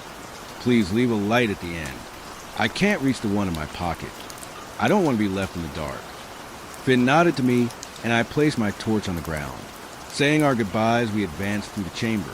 We took turns with Finn's torch, cranking the lever and pointing out a direction, only to be surrounded in dark once again. Over and over we would be bathed in light, and then engulfed by the abyss. An endless cycle. Perception, clarity, salvation. Unknown, unwelcoming. Oblivion. The chamber was one in a series of mangled monstrosities of earth. A varying degree of dried and dilapidated soil against slick wet rock watering at the cheeks with our arrival. The tunnel would appear wide upon entering, and yet slowly shrink the further we entered. By the time we reached our fifth chamber, Finn called for me to listen. The whistle was louder here, and growing louder the longer we stayed. I followed Finn's lead and flattened against the wall, listening and waiting. The light appeared in the narrowest tunnel of the chamber. A pair of blue orbs entered in a double axe shriek, a high-pitched wail as it passed through to the middle, wobbling in the air and waving from left to right, uncertain of its path.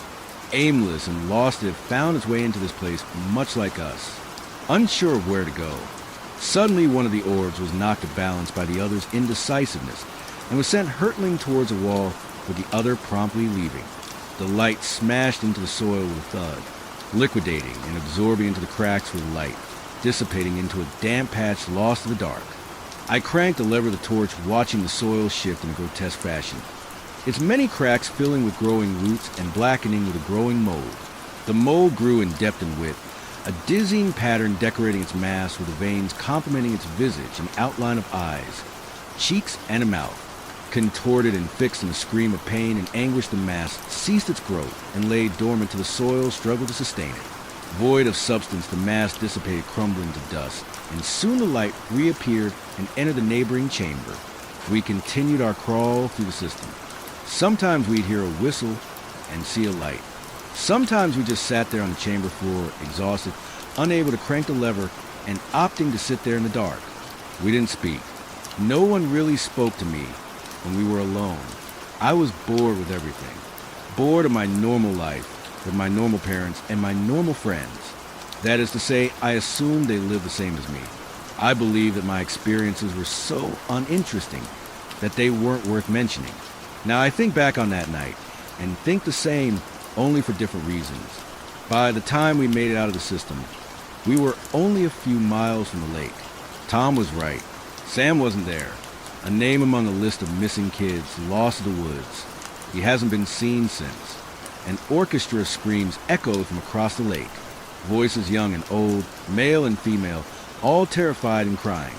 Me and Finn darted along the bank toward the tunnel, my legs aching like they were filled with ants biting me with the buildup of lactic acid. I stumbled only to be lifted back up by Finn still sprinting towards the tunnel. The sound was indescribable. The crunch of bones, the pop of joints, the leaking of blood, the cries of generations lost in system in search of a husk. The crank of the torch whipped rapidly round and round the light, jolting to life and invading the tunnel, filled in all the way to the entrance. A mangle of legs and arms, 6-fingered hands and double-footed legs, eyes large and small, wide and tall, leaking pools of tears and blood, pus-filled blisters bursting and oozing toxic bile across the mass, leaving it red and raw, smelling of rot and spoiled meat, like sewage, like the smell of history embodied in a vessel. The eyes blinked, some slowly and some sideways, squinting against the light. An entanglement of lips and chins, smooth and cleft, bursting with insurmountable gums and disarrayed teeth. Cavernous, smooth, cracked, and cavitied. Yellow, white, gray, and black. Projecting a waterfall of sour vomit into the pit of deer. My legs shaking buckle with exhaustion. As I crashed to my knees, losing my grip on the torch, I could hear Finn next to me crying. The beat of his heart growing rapid, as if about to burst, before I heard the squelch of his boots against the riverbank running away. I propped myself onto my hands, staring at the dark silhouetted void, their cries growing louder and louder into ungodly wails. A loud, wet pop erupted from within, muffled against the mass, causing a wave of groans from within, rising in volume as it passed beneath each segment. Breaking its way through the monstrosity, it burst in the growth like a bullet from a gun towards me. I dove frantically as the light whizzed past my shoulder into the night sky. My heart, racing, my trembling hands, searched for the torch. The sound rooted me to the forest floor in a grovel before the mass. I couldn't move, couldn't think, couldn't even dare to look away from the mud-caked ground beneath me. Then suddenly, just as it had begun, it suddenly stopped. I lay there panting and waiting as the lights erupted from the vessel and into the pit. waves upon waves of deer scattering from within, hitting me with their hooves as they passed. I walked the woods aimlessly, without direction, long after the sun had risen, hitting a tree and butting off of it into another direction. I walked half drunk and delirious through the cave of greenery until the sanctuary of my back door came into sight. Upon examining myself, I found a small eye in the middle of my right shoulder. Blood shot its pupil dance against the bathroom light, and then the torch of the doctor. It had formed a close network of my blood vessels. Removal was impossible. For a long time, I believed it was intelligent. It would close, almost in sleep at night, and cry against my shirt at certain phrases. I tried that alphabet thing that's used with paralyzed patients. Blink once when I arrived on a letter you want. Nonsense. Couldn't even string together a word. All of that seems incomparable to Tom. My sweet friend. I shouldn't have pushed him. I shouldn't have suggested we look for the lights. If somehow you're reading this and your light has found the husk of a person somewhere, I'm sorry. I'm so sorry. God words can't even begin to describe the guilt I feel around your death, about how I couldn't find the tunnel again with the police. I'm sorry that I can't pull myself together even for your sake. I'm sorry that the life I live in your name is one of drink. I only pray that you have found something better than this. The eye on my shoulder has been reading along as I write, and now it has even begun to cry.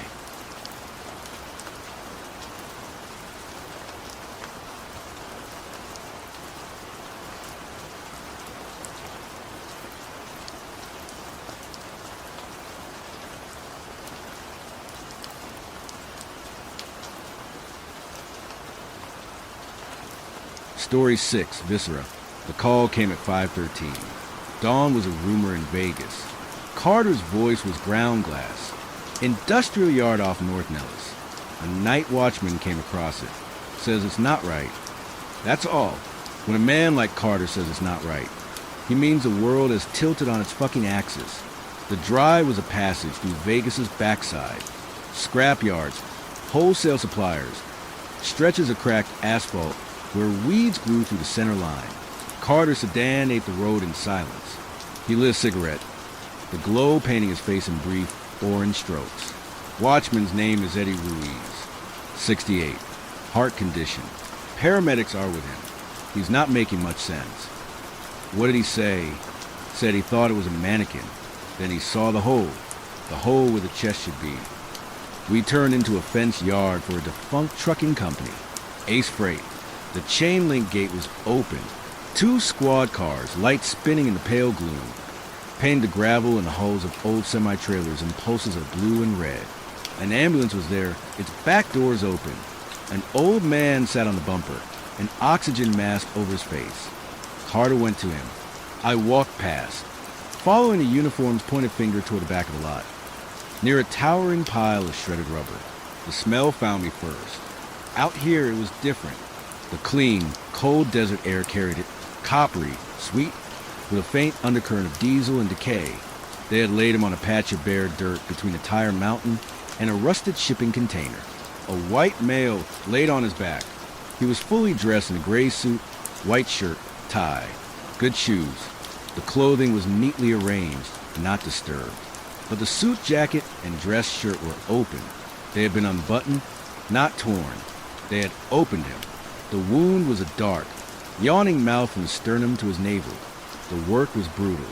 The ribs were cracked and pried apart, a violence of leverage, not a slice. The cavity inside was empty. The heart, the lungs, gone.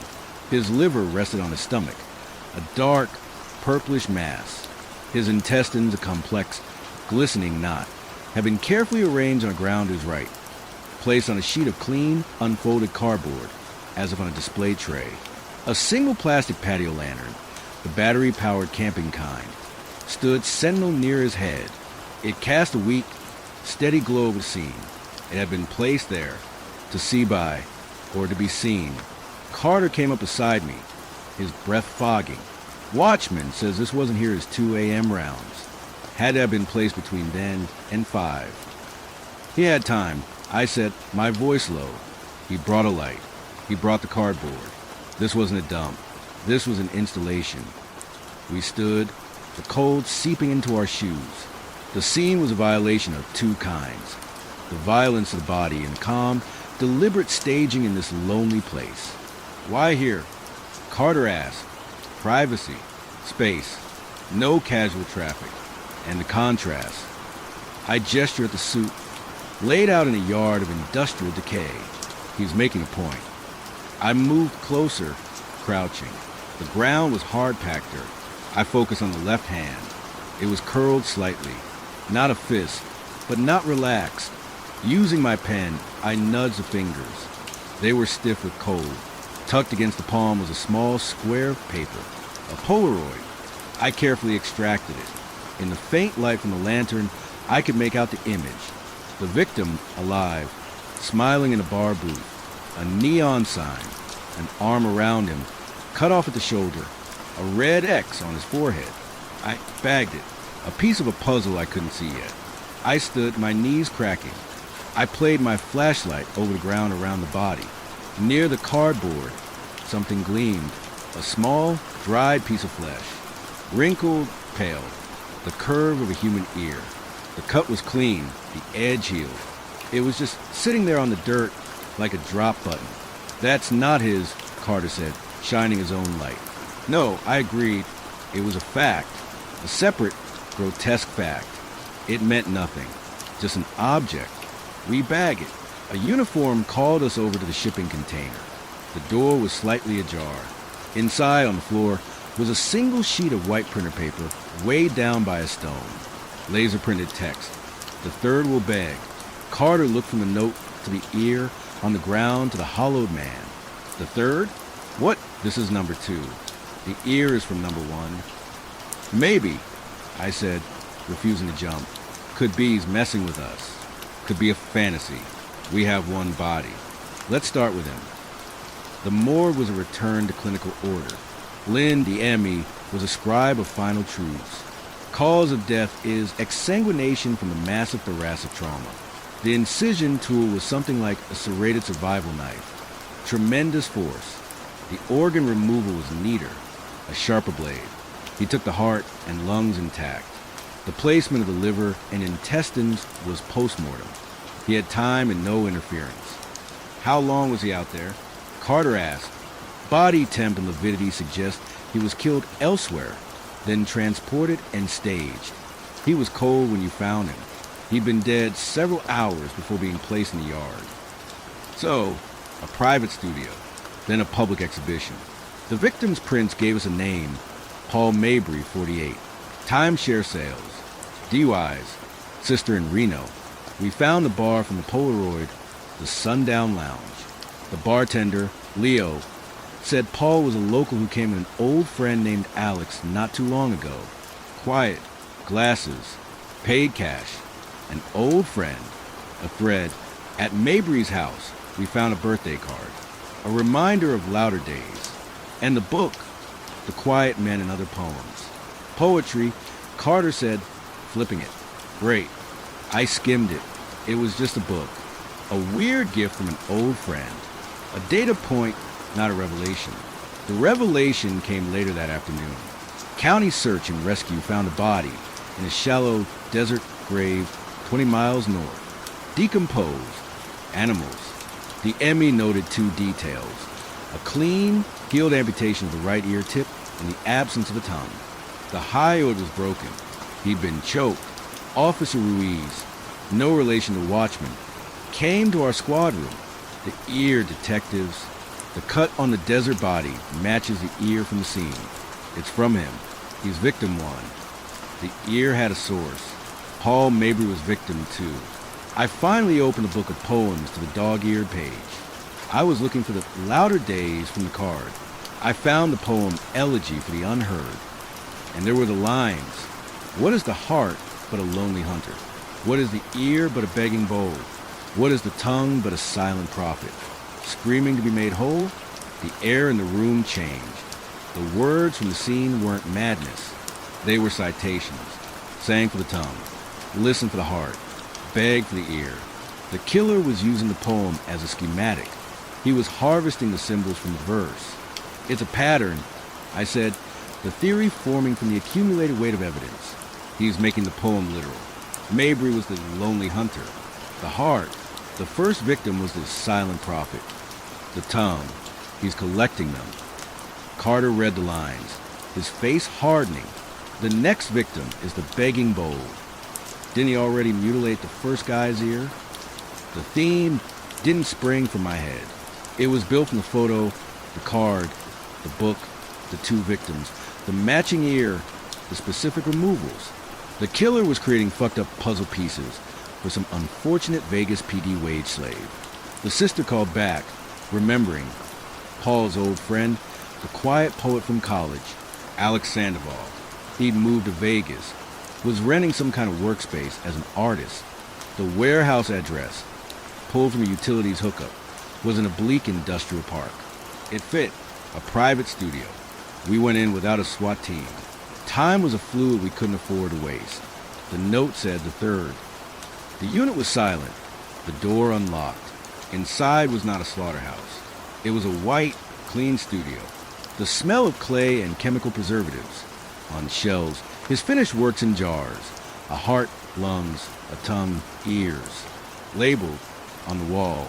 His grand plan, Project 3, the beggar, laryngeal extraction. He emerged from a back room, wiping red clay from his hands. Calm as a potter. You're here about the work, but the piece has been finished already. The confrontation was short.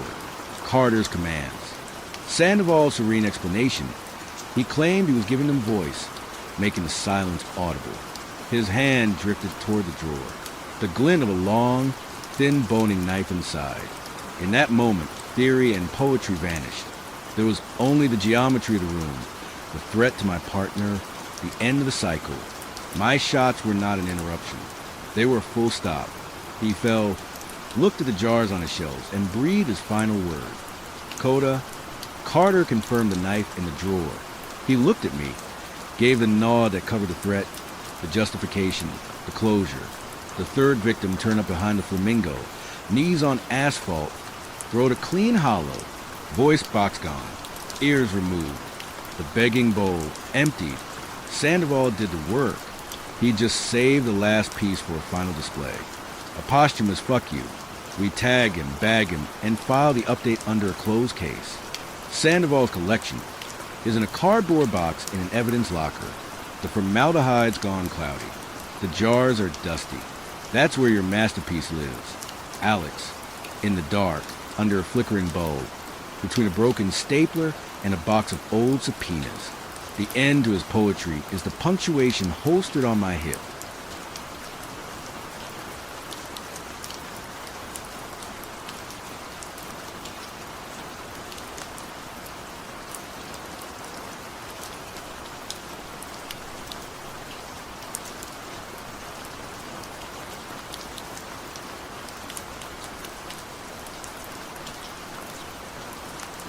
Story 7.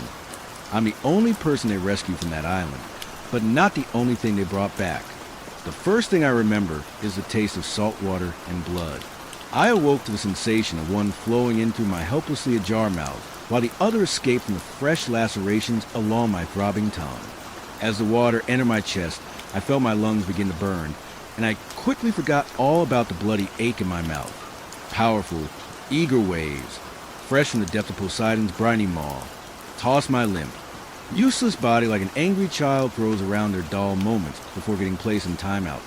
The key difference being that the lord of the ocean faces no such punishment for flexing his mighty influence. My arms and legs flailed wildly as my body tumbled through the water, no longer bound to anyone of my own, but the suggestion of Poseidon's earth-shaking tantrum. If my brain could properly function in all of that chaos, I would have thought he meant to play with me until the end of time. Evidently, though, he grew bored of our game, something I learned in the form of crashing pain as my back slammed against a hard, sandy shore. The blow knocked me unconscious again for another moment. And when I came to, Poseidon, his energy reinvigorated, was already using the mighty tide to pull me back into his domain. In an act of blasphemous defiance, I quickly flipped myself onto my knees, hacking up seawater as I did, and crawled with all my strength up that length of sand. My clothes felt weighed down by iron, and my body, weakened by my recent ordeal, was on the verge of collapse. Harsh, Stinging rain lashed across my face as the wind screamed in my ears, telling me to give up. It would all be so much easier if I would just give up. I was certain the raging tide was going to defeat me, but I somehow managed to fight against it long enough to finally escape its grasp. Once free, I crawled another few yards up the beach before I tumbled onto my side in a state of unrivaled exhaustion. I closed my eyes for only a moment, not much longer than a blink, and when I opened them again, the storm had mostly passed. Rain still struck down upon me from the cloudy nighttime sky, but had largely abated from its early fury, and the raging waves and tide had also grown more placid. The wind no longer howled terrible suggestions into my ear, and the curtain of clouds above broke up just slightly enough to allow some azure moonlight to slip down from the peaceful firmament. I forced myself into a sitting position, a task made almost impossibly difficult due to the weight of my soaked clothes, though my brief siesta seemed to have given my body back some of its strength, though it had done little for the raging headache that now dominated the space within my skull. Looking around, I found myself on a long stretch of beach. The vast ocean, like onyx glass and blackness of night, extended before me in one direction. In all others was only shadow and sand. Disoriented, thirsty, and shivering with the cold, I struggled to gather my thoughts while I sat on that frigid stretch of lonely beach. I couldn't remember how I had ended up in Poseidon's playground. The only thing I knew was that I couldn't stay there on that beach, exposed to the rain and the chill. I needed to find shelter as soon as possible. Regaining my bearings would come afterward, with this in mind, and suddenly warmed by a fresh determination to escape the elements, I forced my protesting body to its feet. I was immediately hit by a wave of nausea that I was sure would lead to vomiting. My suspicion was quickly proven correct, as I soon found myself doubled over, bile and brine escaping from my open mouth. When my expulsion was over, I stood panting for several long seconds before attempting to spit excess vomit into sand. My mouth, however, was too dry to conjure any saliva for the wanted action, and so the taste of puke remained. After giving myself a few moments to recover, I took a cautious step forward along the beach.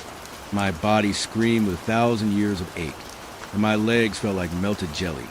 But I thankfully didn't seem to be seriously injured. I was lucky, much more lucky than I even realized at the time. I only made a few steps along the beach before I noticed a body. It appeared so suddenly from out of the darkness, seeming to materialize from the very essence of the gloom itself. At first it looked like it may have been an outcropping of rocks, or maybe even a jumble of seaweed, but after a few moments, its true identity became known to me. I scrambled toward the crumpled form with as much haste as I could, clumsily falling to a knee when I reached it. It was lying on the beach with its back to the sky, its face in the cold, wet sand. I reached a pruny hand toward its soggy shoulder and shook it with what strength I could gather. "Hey," I said. "Hey, wake up." When the figure didn't respond, I decided to flip it onto its back. Upon doing so, I immediately realized two things. The first was that this person, judging by their clothes, was the pilot. The second was that they were dead. I reeled away from the corpse in a sudden tempest of shock and disgust.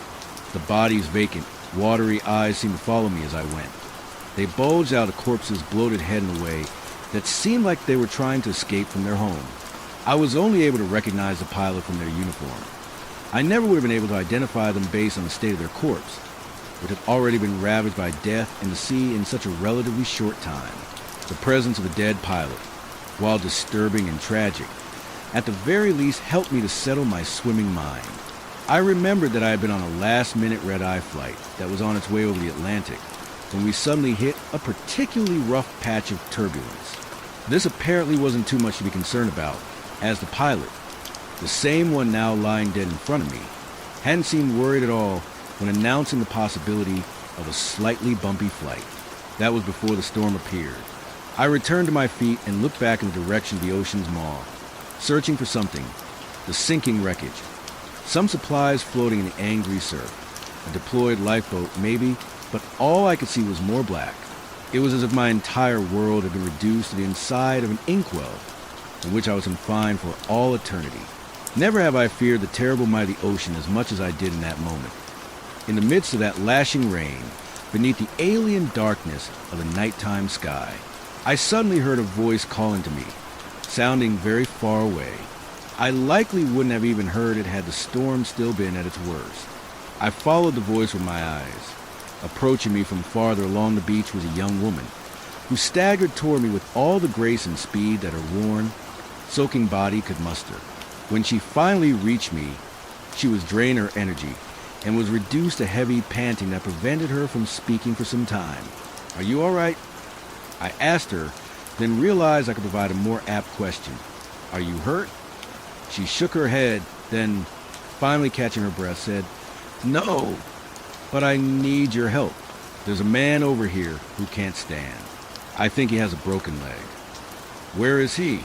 "There." She pointed toward the darkness that she had just emerged from, and I immediately understood that I had asked another foolish question. "I can't lift him by myself. Please, I need your help." The woman turned and made her way back in the direction from which she had come. I prepared to follow after, but remembered my original purpose for stopping there. Offered one final glance at the body of the pilot, where was once a corpse, now was only sand. The body of the pilot was gone. The woman yelled for me to hurry, knocking away any shock that I might have felt at discovering the pilot's absence, brushing aside any hesitance. I followed her into shadows, both of us struggling to make our way along the beach, until we came across another figure lying on the sand. For a moment, I thought back to the dead pilot, but the pit this memory formed in my stomach was immediately dispelled when this new figure began to move. He groaned in his agony as he turned to look at me, his face awash with the anguish of his apparent injury. "Oh, thank God," he said. "Please help me. Get me out of here." "It's going to be all right, sir," I said, not knowing if that was true. "Where are you hurt?" "My legs." He yelled, "My fucking legs." "All right," I said. "We're going to help you, but we need to get you out of this rain first." "There's a cave nearby," the woman said. "I saw it further inland. We can take him there." "All right," I said. "Then we need to move now." "I'll get him. You just lead us to that cave." I positioned myself behind the agonized man and wrapped either arm beneath his armpits and up over his shoulders. After signifying to the woman that I was ready, we began our trek through the darkness, her leading the way while I, walking backwards, dragged our companion through the sand. Soon the terrain became more rough as sand transitioned to less agreeable surfaces, and the sound of his pain began. He groaned and yelled as I dragged his ruinous body across stones and branches and sharp thorns. Our trek seemed to go on for hours, during which my own heavy, exhausted body begged for me to abandon my charge and leave the man to his fate. I barely remember reaching the cave, which seemed to spring up out of the gloom like a waiting tombstone. Once inside, I placed the injured man against one of the cool earthen walls. The relief of losing my burden overwhelmed me so greatly that I too collapsed to the cave floor, my strength completely lost. I intended to only lie there for a brief moment while I recovered some of my energy, but soon the exhaustion that had overtaken me grew far too powerful, and I once again fell unconscious, my mind as dark as the surrounding cave. I awoke to the sound and heat of a crackling fire. I enjoyed its warmth, though inside I possessed a chill that seemingly no flame could ever chase away. When I opened my eyes, I saw the orange glow of the blaze, which rested just beyond the mouth of the cave. Sitting in front of the fire were two silhouettes. Behind them was nighttime darkness. I could see twinkling white stars beyond the figures' heads, indicating that the storm had finally ceased, but not much else. Sitting up required the immense task of ignoring my screaming head. I looked around, taking in my surroundings while I waited for my mind to stop dancing. The chamber of the cave I was in, while appearing to be fairly small, extended beyond what the light of the fire could reach. I didn't yet know how far it went, or what passages were hidden deep within the shadows, but the distant sound of dripping water told me that there was considerably more to the cavern than what I could see. I forced myself to my feet, rising as high as I was able. The low roof of the cave forced me to crouch to about half of my full height, and shuffled my way toward the two figures in front of the fire. As I approached, I noticed the injured man lying near the blaze. He appeared to be unconscious, and in the flickering firelight I could see the gentle rise and fall of his chest. He had been stripped of his underwear, and I caught a glimpse of a pair of horrible bruises that covered either of his legs in huge blotches. looking like tattoos of raging hellfire. One of the silhouettes noticed me and turned in my direction. I recognized the look of a young woman, her face dancing in the shadows produced by the blaze. She offered me a concerned smile. "You're awake," she said. "How are you feeling?" "Everything hurts," I said, "but I'm all right." I looked at the unconscious man. "How is he?" "Broken legs." It was the other figure who talked. He was a burly-looking man with a bushy, thick beard of gray that matched the grizzle in his voice. The stranger kept his gaze on the fire as he spoke. "Both of them. Seems all right enough, though. Bones didn't break skin, and no bleeding far as I could see." I failed to suppress a frown. "Can't we do anything for him?" "Said his bones or something." "You a doctor?" The stranger looked at me now. His eyes were as frigid as the fire was warm. "Ever set a bone before?" "No," I said sheepishly, answering both questions at once. "Setting bones without knowing what you're doing is dangerous," he said. "Could even be deadly."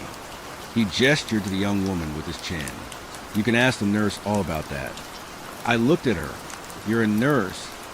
"Nursing student," she corrected kindly. "Only just finished my first semester. He needs more help than I'm able to provide him." "Then we need to get him out of here," I said. "You a good swimmer?" the stranger asked. I nodded. "I'm good enough."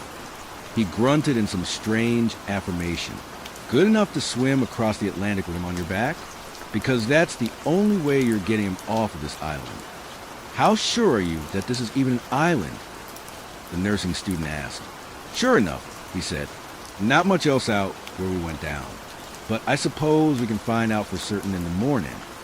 I'll look around this place come daylight. Try to get an idea of what we're working with here." I looked at the man with the broken legs. "Hopefully he even lasts that long." "He will," the stranger said. His attention was back on the fire now. "Injuries don't seem life-threatening right now. Should be all right so long as we get rescued soon enough." "But who knows how long that could take?" the nursing student asked. "Don't know," he said. "We'll just have to wait and see." His words were less than reassuring, but they proved to be the last we would get from him that night. The stranger stared at the blaze in silence for a short while longer, then lay down in the brush and dirt near where he sat and seemingly fell asleep, his breath soon coming in a series of calm, relaxed snores. The nursing student and I stayed up for a while longer. The conversation between us was brief, with long gaps between words. We exchanged names, although I don't think I ever actually registered hers, and a few other details about ourselves, but besides these few short episodes, we mostly allowed the crackling fire and the distant crashing waves to do the talking. Eventually our conversation turned to the stranger. Where did he come from? I asked. My voice dropped to a low whisper. "I don't know," she said. "The storm came to a stop not long after you passed out, and then he kind of just showed up, didn't even introduce himself. He helped me build the fire and brought our injured friend closer to it, where we looked him over and assessed his injuries." "Strange," I said. "Where was he during the storm?" "He hasn't told me. In fact, he hasn't said anything about himself at all, and that's really had me thinking." "What do you mean?" I asked. "I mean, do you even remember seeing him when we boarded our plane?" "No," I admitted, "but I don't remember seeing you or the injured guy either." I paused. "Why? Do you think he wasn't on our plane or something? How could he possibly be here with us then?" "I don't know," she said again. "I just get the sense that he doesn't belong. It's hard to explain, but I just feel a very uncomfortable energy from him." "Well, we'll keep an eye on him," I said. "He's been helpful enough so far. Could be that he's a little socially awkward, is all. Maybe a bit of a loner." "Maybe," she said. "Maybe I'm overly exhausted and I'm just being paranoid. But something about this whole situation, this whole place, just feels wrong." "Wrong how?" I asked. "You've been out cold for a little while. So maybe you just don't feel it yet, but I do. I just can't shake the feeling like we aren't welcome here. Like there's something watching us from the darkness, waiting for us to let our guard down. And I can't help but feel like he is a part of it." We both glanced in the direction of the sleeping stranger, then back to each other. "Maybe I'll go with him when he gets the lay of the land tomorrow," she said. "Try to get some information out of him. See if his story checks out. "Let me go," I said. "Our injured friend will need a medical professional to look after him." "I told you I barely got one semester of nursing school under my belt," she said. I offered her a tired smile. "That's still more experience than I have." "I guess you're right," she said, returning the smile. "Fine, but be careful around him, all right? There's no telling what he'll do when the two of you are alone together." She and I took turns staying on watch that night. My time spent awake, watching the darkness beyond our camp, helped me to understand what she had meant when she said that something was off about our new home. Something definitely felt sinister about the place. Something that, even thinking back on it now, sends a chill racing all over my body. At the time, I figured it was possible the young woman's words had placed this sensation into my mind.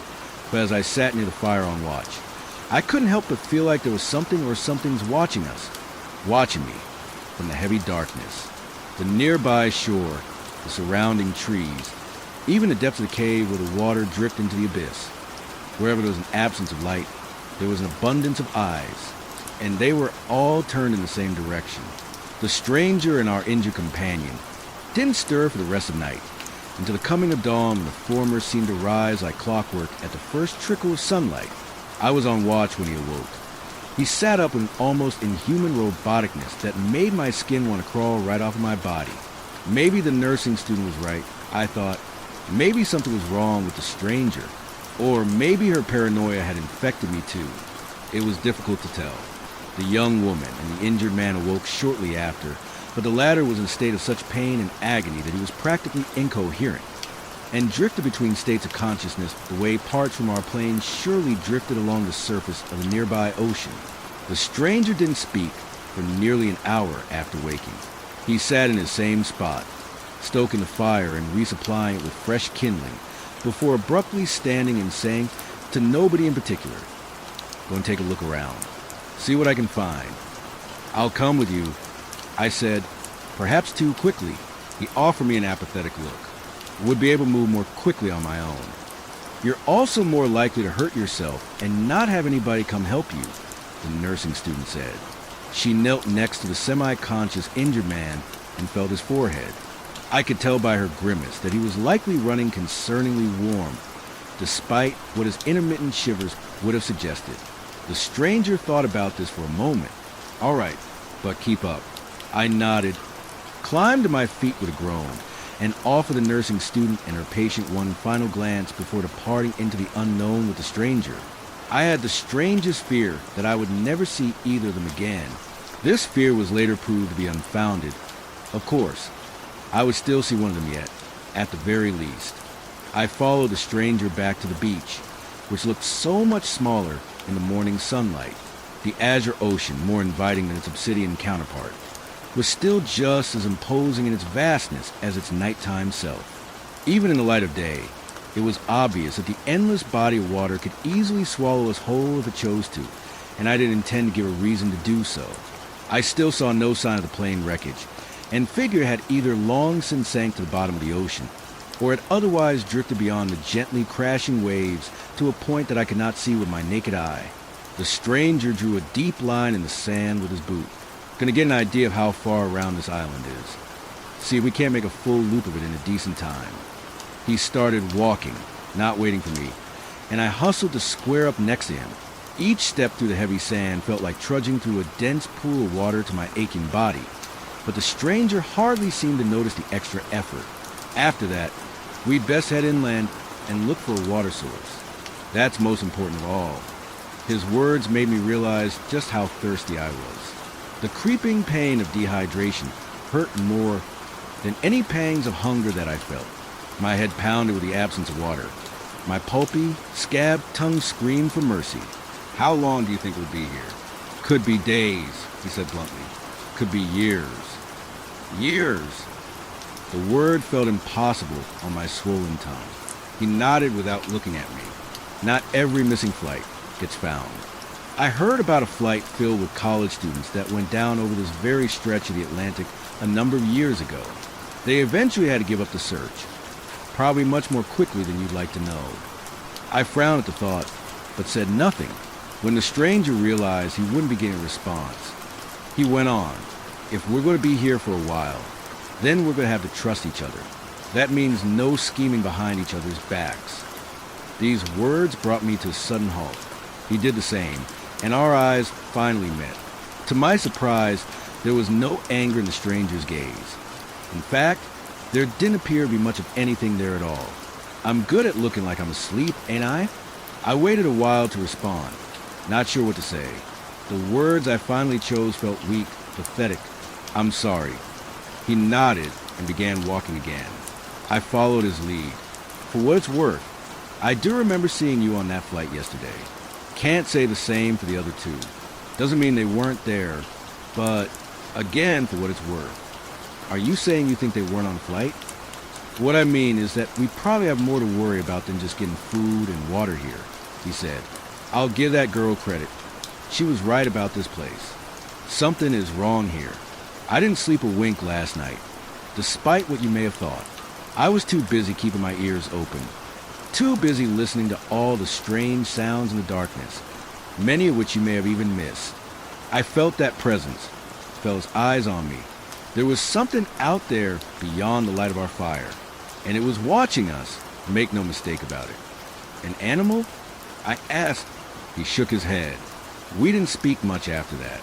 We completed our loop in less than 30 minutes and confirmed that we were, in fact, on an island, besides a brief few yards where we had to walk along the thicket.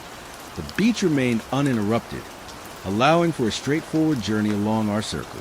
When we reached his line in the sand, the stranger stopped and looked at me. Well, that settles that. Next, we need to look for something to drink. A stream, some coconuts, anything. I heard some dripping water coming from somewhere in the cave. I said, I did too, he said, and I didn't like the sound of it. He didn't elaborate on what he meant. We doubled back and entered a less dense section of the thicket, searching for food, water, anything that could help sustain us. It was dark beneath that heavy crown of trees. The gloom made me think of the obsidian ocean the night before. I was suddenly reminded of the dead pilot, who had once lay sprawled out in the cold, wet sand before vanishing in an instant. I hadn't thought back to that moment since coming to the injured man's aid, but the memory had managed to conjure itself in the great, suffocating darkness and force its way back into my troubled mind. I considered mentioning what I had seen to the stranger, but thought better of it. To verbally recall such a wicked occurrence felt dangerous in a place such as this. The stranger led me past tree trunks and overtopped tangled roots, deeper and deeper into that arboreal labyrinth, until I could no longer see the beach through all the foliage. I tried not to show my hesitation in following the man, but in truth, I still struggled to trust him. Part of me wondered if he was luring me into that sinister collection of trees and earth, so that he could do to me what he had already done to the pilot's soaked, decaying corpse. I did my best to banish this thought, but it lingered, acting as a barrier between the stranger and me that kept me from straying too close to him. The world around me grew dark as the sun above us vanished. We seemed to walk for hours, though I knew this couldn't have been possible. The island wasn't large enough for us to penetrate its inland for longer than a quarter of an hour at most. If we kept on how we were, we'd eventually make it the opposite beach from where we had started. I knew this to be true. It simply had to be, except it wasn't. We kept going for countless minutes, hours, days, never finding the other end of the thicket. Darkness further enveloped us, obscuring our vision, and thus our ability to perform our task. Our entire reason for entering the forest in the first place. I could barely see the stranger in front of me, his form becoming more and more obscured by shadow with each step forward. I told him we needed to turn back, to find our way out of the forest. He remained deaf to my words. A sudden snapping of a twig stole my attention. I turned in its direction for the briefest of moments, imagining that when my gaze reached its destination, it would be greeted by some dark, sinister form lurking in the shadows. When I saw nothing but more tree trunks and blackness, I cautiously returned my attention to the man leading me through the thicket. In that brief moment, the stranger had managed to disappear. Sir, I called, realizing I had never learned his name. My own voice sounded far away, muffled, as if the gloom itself were choking me. Sir, where are you? Swirling darkness, sound of shuffling in the brush. The growing, thickening sense that stepping into this was a mistake. The thought that at any moment the thing stalking me, the presence that had been watching me since the previous night, was preparing to strike. I imagined the deep, Stygian tide squirming up in the ocean and pulling the pilot into the frigid depths, and I knew beyond a shadow of doubt that those same watery tendrils were coming toward me now, winding through the trees on their way to me, ready to drag me kicking and screaming and swallowing brine back to the waiting abyss. I grew dizzy. My vision became darker, merging with the gloom. Something was coming. Something was here. I felt a firm hand on my shoulder, snapping out of my own panic bubble. I turned and saw the stranger, his stern eyes looking at me through the gloom. He had somehow gotten behind me, or I had somehow gotten ahead of him. "This is useless," he said. "We can't see a damn thing in this place. Come on, let's get out of here." It took us barely a minute to find our way back out to the section of beach that we had just stepped away from. Coming out into the sunshine, catching my breath and taking in that crisp ocean air, I thought that the worst of my ordeal was over. What I didn't realize, what I couldn't possibly have realized, was that it was only just beginning. I wanted to ask the stranger if he'd experienced the same overwhelming sensation that I had while in the forest, but I was afraid of his answer. As it turned out, I wouldn't have to be the one to broach the subject. We'd only walked a handful of steps before the stranger stopped us in our tracks and looked at me. I felt it too. I frowned at him. Felt what? That presence, he said.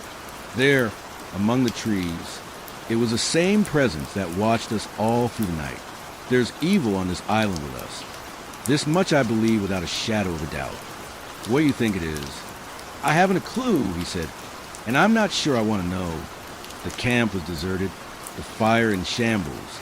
A few long, smoldering branches scattered about the place were all that remained of the blaze, save the pitiful smoke which billowed up from the gray ashes in the center of the old pit. The nursing student was gone, and even more strangely, so was the injured man. I called out for our lost companions, but received no response. What happened here? I said, where could they have gone? The stranger, who stood closer to the mouth of the cave, looked deep into the darkness of the cavern. I stepped closer and followed his gaze. Though the black curtain beyond the mouth was impenetrable by human eyes, my ears caught the sound of a distant, familiar voice, one screaming in agony over his broken legs. How'd he get in there? I asked, how else does a man with 2 broken legs get anywhere? He said, he certainly didn't move there himself. You mean it took him there? I said. He nodded, and I think it'll take us too if we let it. I looked into the darkness of the cave, then back to my companion. We have to go help him. Nothing we can do for him now, the stranger said. That thing wants you to go after him, so it can get you alone too. Then you'll end up just like him. I listened to the injured man's cries of agony, continuing to echo from somewhere deep within the cave. But we can't just leave him in there. We can, the stranger said. Hell, I doubt if that's even his real voice.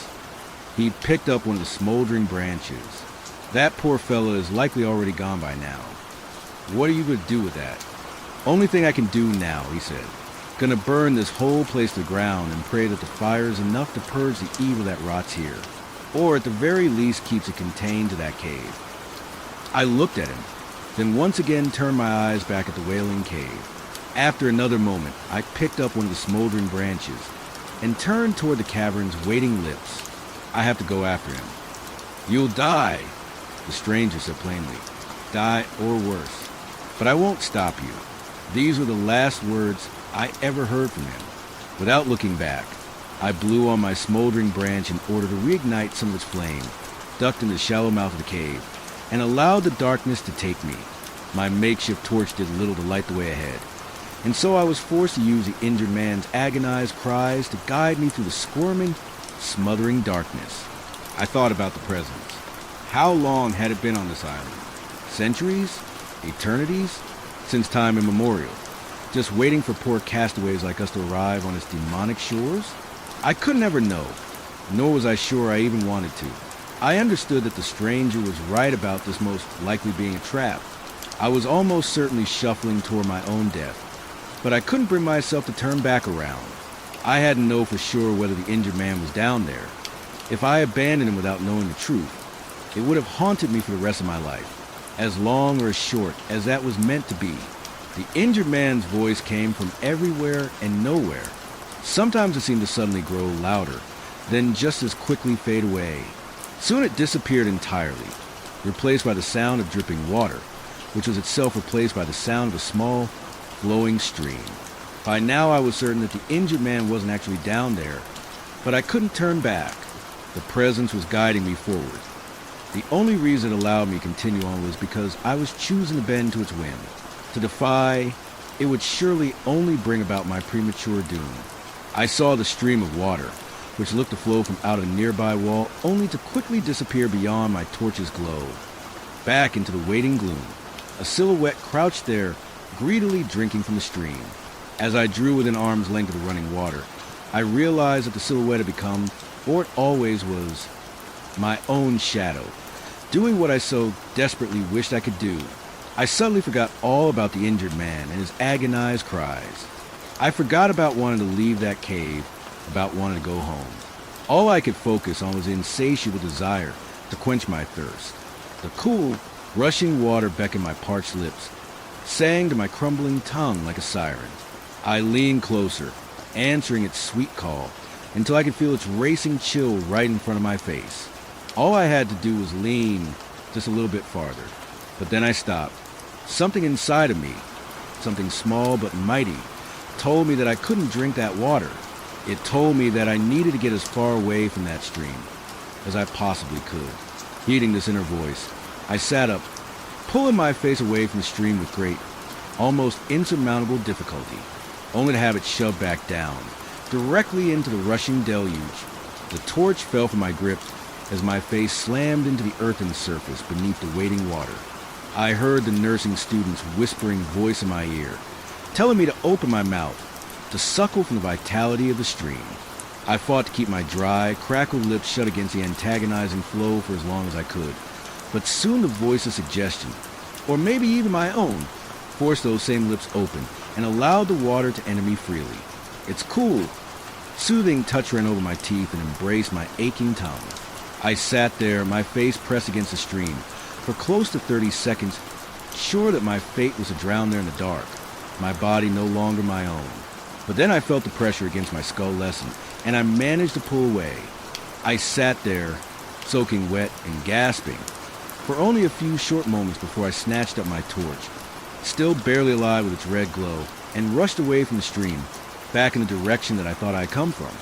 I heard the woman's voice telling me to wait, but I ignored her. I just kept going, kept fighting my way through the dark, slicing through the shadows with my torch like a scythe through wheat. It was already dusk when I finally emerged from the cave. Hours somehow had passed while I was deep within the bowels of the island. I stood up and rushed past the remnants of fire, calling the stranger, asking him where he was. It wasn't until I found his own branch lying in the brush, no longer smoldering but dead and cold, that I understood his fate, and yet still I called for him. "Sir," I said, "where are you?" "Gone." I turned around at the sound of the nursing student's voice. She was in the mouth of the cave, her body having found a way to stand fully upright despite the aperture only providing enough space for her to crouch. When she saw that I saw her, she smiled kindly at me, or perhaps he was never there to begin with. I stared at her for several long seconds. I had so many burning questions that I wanted to ask her, but no voice with which to ask them, and so I remembered some of the stranger's final words and did the only thing I thought I could. I threw my torch into the nearby brush, and I watched the fresh blaze grow. I looked back at the nursing student. I expected her to recoil back into the cave, cursing in some ancient, furious language as the inferno began to consume the surrounding foliage. Instead, she just looked at me and continued to smile. It wasn't a sinister smile. Her lips didn't curl away from impossibly long, sharp fangs or twist into a devastating smirk. It was a subtle, closed-lipped smile that you offer a stranger who you lock eyes with while you both wait for your drink at a coffee shop. At the time, I didn't understand what she had to smile about, but I do now. She was smiling because she had won. The island was swallowed by the flame. Its bright blaze attracted the attention of a nearby fishing barge, which made its way to the unintended beacon, thus coming to my rescue. I stood on the ship watching the island disappear behind us. Its all-consuming inferno visible for hours before finally falling out of sight. The authorities found no sign of anybody else surviving that plane crash, as far as they understood it. I was the only person to make it to that island alive. An act of God, they said. I might have called it something else. With great difficulty, I returned to my normal life. And in the coming weeks, I thought that everything had gone back to how it was supposed to be. I thought I was free from whatever it was that tormented me on that island. I thought it was gone forever. But I was wrong. I started feeling that presence, that evil, rising up inside of me just a few days ago. It whispers in my ear while I try to sleep, torments me in my dreams. I had thought I'd escaped its terrible grasp, but I realized now that it had purposely let me go. It had let me go because it knew I was taking it with me. I can't help but think it would have been better if I had died in that plane crash. Had I simply perished like all the others, the presence would still be trapped on that island. It haunts me even now, as I struggle to write these final words. I feel it slithering down my throat and coiling in my stomach like some otherworldly parasite, or like a cold, flowing stream of water. Thanks to me, the presence on the island has escaped from its eternal prison. It's inside of me now, and I don't think it intends to stay there for long.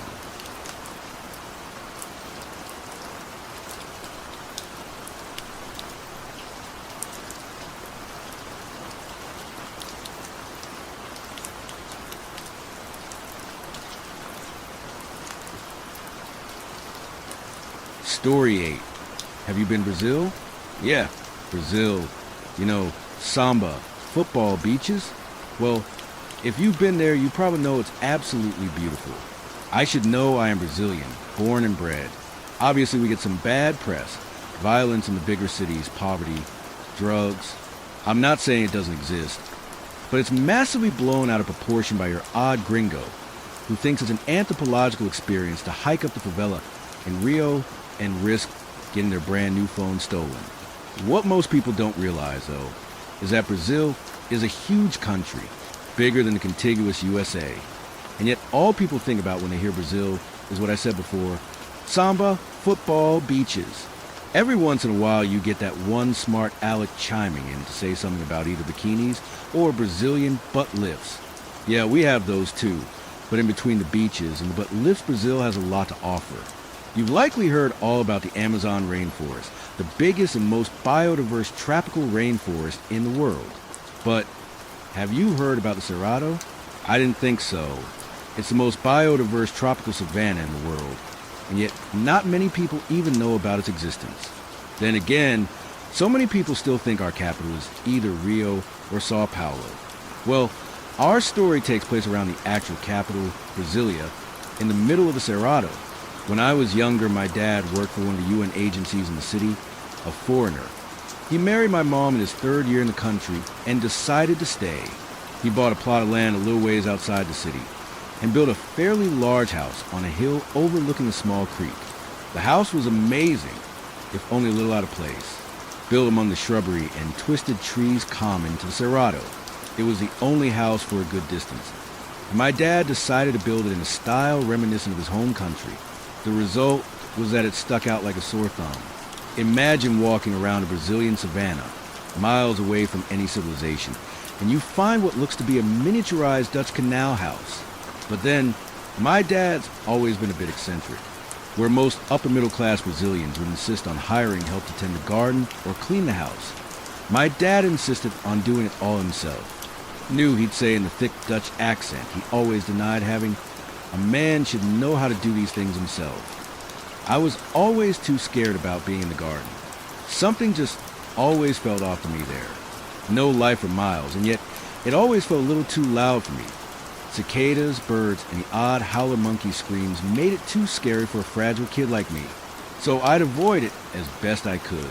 I never really got what my dad liked about it anyway. He'd always come back inside dirty. Clothes ripped where plant thorns caught the threads, and just stinking of sweat all over. But without fail, whenever he'd come inside, he'd still prod me to come along. Said there was something magical about working the garden, and again, a man should know how to do these things himself. One can only take so much prodding so, At some point I relented. I went with him into the garden. And to no one's surprise at all, I hated every minute of it. He'd ask me to help, and in that all too familiar dad way would scream at me that I was doing it wrong. The heat was sweltering, and the air was abuzz with the sounds of savannah ringing in my ears. I wanted to stop as soon as we started, but my dad would always pull me back into his gardening shenanigans. Now, I'm sure a lot of you are thinking we were just cutting grass or tending to some flower beds. That's partially true, but in the Cerrado we have a few extra concerns. Primarily, what we have been out there to do revolve around trimming our home security system. A tight-knit fence of briars whose thorns were as big as a baby's fingers. I was never sure what they were there for. I use a joke that if any thief made their way to our house, he probably deserved to take whatever was inside. But as it turns out, the briars were never meant to keep people outside. My dad said his biggest concern were the animals outside the fence. I get that. Between stray dogs and jaguars, there was a lot to be scared of. I just didn't realize how much. As we worked on the briars, I tried to keep my head down at whatever I was doing. We'd spend hours on the same branches, seemingly with no progress at all. Every once in a while, I'd hear my dad comment on something. The quality of my work, whatever I was doing wrong, and the odd joke about something completely unrelated to the task at hand. At some point, he stopped talking. I guess he got to a particularly complicated network of branches, because all I could hear were his grunts as he pulled on his handsaw, up and down, to and fro. Soon enough, I could only hear the sounds of Cerrado echoing through the air. I must have been completely engulfed by the work, because when I finally did look up, my dad was nowhere to be seen. Neither was a house for that matter. I'd seemingly walked further into the wilderness, though I had barely any recollection of having done so. But in looking up, I was caught by a wave of confusion. How had I come this far without knowing? And how was I going to get home now? The briars I had been working on were still standing behind me, blocking out the waning sun. I could only guess, but it seemed at the time that nightfall drew near. I thought Dad would probably come looking for me soon, so I was in no rush to lose myself even further in the wilderness. I decided to stay put. I sat down where I was and tried to find ways to pass the time. I counted how many animals I could hear. Cicadas, 1, a barking dog, 2, a whistling marmoset, 3. I played this game for long enough for whatever little light there was when I first got to this place to be completely gone by the time I counted my 6th animal. All the better, I couldn't identify it anyway. It made this sort of whooshing sound almost as if it were the wind. The only way I could even tell it wasn't the wind was by the fact it sounded too man-made. I even thought it was Dad playing a prank on me, if only for a second, but no, I was alone. It was dark. I was alone and I was scared. And then it happened. At first, it was a distant light, weaving through the trees like it was swimming. As it got closer, I could make out what was a large silver-colored deer, a stag, with antlers like the branches of the briars I had been sawing hours ago. It was beautiful. It shone as though it produced its own light. At first, it didn't seem to notice me. It kept moving as though it was the only animal in the whole world. But when it finally caught sight of me, its movements became more unnatural. In an instant, it went from a faraway sight to being right next to me. Its light went from a joyful bouncing in the distance to an oppressive blinding flash right in front of me. But I couldn't stop staring. It was beautiful. It seemed to take stock of me, but just as it came, it went, disappeared without a trace, and I was alone again. As I fell asleep, I dreamed the creature again, gliding between the trees, as if I weren't really there. And when I woke up, I was back home. Dad was shaking my shoulder, saying I'd fallen off the rickety ladder while trimming the briars and knocked myself out. According to him, everything I'd seen was nothing more than a dream brought on by heat and a bump on the head. Cut to last summer. I was deep into my PhD research on indigenous cultures of the Amazon when I saw the light again. This time it stayed at a distance, drifting between the trees, but I recognized it instantly. The same deer-like figure from all those years before. It lingered for a moment, then vanished as quietly as it had appeared. The next morning, I asked one of my interviewees, an elderly Ma tribesman, if he had ever heard of such a thing. "Anhanga," he said, "the torment of the dead." And in that moment, I realized something I'd pushed aside for years. I don't think I merely passed out on that ladder.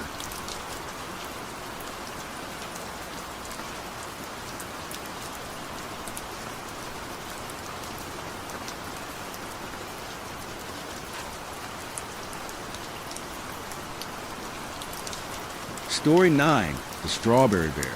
Hey, that's the Strawberry Bear. It was a dark, gloomy Friday afternoon. My 8-year-old sister Emma chirped cheerfully, tugged at the hem of my hoodie while we're walking home from school. I looked up from my phone to the other side of the road. Standing there was this person in a plushy bear costume, its features exaggerated and cartoonish, with big, round blue eyes full of glitters, a large red bow at the neck, and various strawberry accessories from head to paws. It was holding up a bouquet of floating balloons and dancing apathetically. Poor thing, I thought, must be suffocating staying in that costume all day, swaying back and forth entertaining noisy kids. The cheap fur textile looked wet and matted, probably because of the heavy rain earlier. Can I take a picture with him, please, Luke? Emma pleaded. I frowned. No, we have to be home early, remember? I don't want Mom to frantic call me like last time. I was being a dick, I know. All kids around here love the Strawberry Bear. Emma was no exception. Strawberry Bear Company started off as an ice cream and candy franchise. Then later, when their mascot became popular, they began to sell merches and plushies of the beloved bear as well. It's considered cool among the kids to have pictures taken with the Strawberry Bear. Emma seemed visibly sad, but she had always been a decent sister, so she just held on to my hand as we headed home. I remembered feeling frustrated. Neither of us wanted this. Emma was old enough to walk home alone, and her elementary school is just several blocks away from home. Meanwhile, my high school was further away, and I had to take a different bus route to Emma's school to accompany her. That means I would miss out on the after-school activities with my friends, and understandably, I acted out on her. It sucks. My parents were not always this way. In fact, they used to encourage Emma and me to have fun after school and be independent. Things changed when the kids in our neighborhood started to disappear. Only some are found, or to be exact, parts of them. Whoever did that was a fucking monster. I overheard the police using the word scattered to describe the remains they found. The chain of events led to my mom gradually became paranoid. She made me walk Emma home every day, and even set time that we both need to be present. Last Friday, I thought an ice cream wouldn't hurt and took Emma to the park, which resulted in my mom calling and crying and acting all hysterical. I tried to be understanding, but parts of me were mad and helpless. I started to resent all of this. Emma was too young to get the whole picture, but I could tell that she's scared and frustrated, too. As we hurried past the Strawberry Bear, I could feel her grip tighten. Something was wrong when we looked at the costume, but I didn't know for sure. The bear stood still. Days gone by, no leads on the disappeared kids, and I grew bored walking Emma home. I missed playing soccer with my buddies, and some days, if I was lucky, I would be seeing Alex on the bench, too. She's a nice girl, I guess. I find myself staring at her short, fluffy, strawberry blonde hair more than I'd want to admit. Sam was the first of my friends to recognize that. Hey, you ain't coming to the match today? He asked during recess. Alex will be there. I rolled my eyes, but my heart did beat faster. And you're so sure because one of her friends told me. You know, I'm popular among ladies. I laughed. Sam's always too confident. He thinks he's funny, but that helped lift my spirit. It's good to think about something else other than your sister and a crazy murderer running around. Look, dude, I'd love to go, but I have to pick up Emma. No bargaining on that. Ah, man, just dig her for one day. We miss having you on the team. Let's see. I said and waved in goodbye. I thought about the possibilities during afternoon classes. Since last month, I have walked Emma home every day, and nothing ever happened. Nobody came to her or tried to lure her away. Our home is so close to her school. She's old enough to call for help, and my mom drilled the stranger danger thing into our heads. It wouldn't matter if I leave her alone for one day. Just one day for myself, for my buddies, and Alex, as a reward for me being so reliable and consistent. It would only make sense. Emma would be home before my mom even noticed. I kept making excuses until the bell rang. I didn't catch the bus to Emma's school. Sam tossed me a spare pair of soccer pants and said he's glad I decided to be a man. The weather was nice. A soft breeze ruffles Alex's hair as she smiled at me from the benches. She has bright blue eyes, just like mine, just like Emma's, just like the missing kids I saw across newspapers. They made me feel sick. Hey, do you okay? Sam seemed worried. I tried to catch my breath and get ready for the match, but my stomach churned, and before I could clear my head, I just spoke. Sam, can I borrow your bike? Well, sure, dude, but why? I need to get to Emma. I took the keys from him and just sped toward the bike. I had no idea if bike speeding is an offense, but if it does, then I would have gotten several tickets that day. I kept pedaling until I saw Emma on her way home. She looked sad, probably because I didn't come, and judging by the distance, she must have waited for at least an hour before giving up and leaving by herself. Emma, I yelled, Lou! Emma turned her head and beamed. She ran to give me a tight hug. I was so worried that the bad guy got you. I suddenly had the urge to punch my past self in the face. While I focused on my feelings and missed fun times, I forgot that Emma was also stressed and scared due to all the news. Yet she was worried about me. I'm sorry, Emma. It's okay, she murmured. Is that Sam's bike? What happened? Nothing important. Let's go home. As we walked down the street, I once again caught sight of the strawberry bear. It was the same one we saw last time. I could tell by the wet, matted fur and the same bouquet of floating balloons. Emma didn't ask for a picture this time. She just grabbed the sleeve of my hoodie and lowered her head. Realization hit me like an ice guy truck. I know. I learned that joke from Sam. People wearing strawberry bear costumes always prefer crowded places like parks, malls, or public events for advertisement purpose. Why did this one stand here on an empty street in the afternoon during such a gloomy day? Chills ran down my spine. I told Emma, get on the bike. She seemed surprised but didn't argue. I kept an eye on the bear when we went past it. I imagined that it would chase us with a knife or something, but the strawberry bear just stood still. Next time I saw it, it was all over the news. I remembered seeing the bear's picture on TV screen, the feeling about rising up my throat, the fear so real that made my skin crawl. He was the monster who murdered all those kids. That man, who used to work for the Strawberry Bears Company, stole a costume and using it to lure them into his basement. He only got caught because he started to get confident and targeted an older kid who was conscious enough to run and alert the police about his scheme. My whole body was shaking uncontrollably. If I had left Emma alone that day, if I hadn't given up my match and the chance to talk to Alex. Lou! Emma poked her head out of the bedroom's door, confused. I just strode towards her, knelt down and pulled her into a tight embrace, fingers trembling. I was terrified of what could have happened to her. Like I mentioned, Emma is a decent sister, so she just stood there and awkwardly patted my back. Luke, don't be sad. I'll give you my old toy, okay? Since Mom bought me a new one. She whipped out a strawberry bear plushie. I laughed half-heartedly and declined the offer. I would have endless nightmares if I had that thing in my room.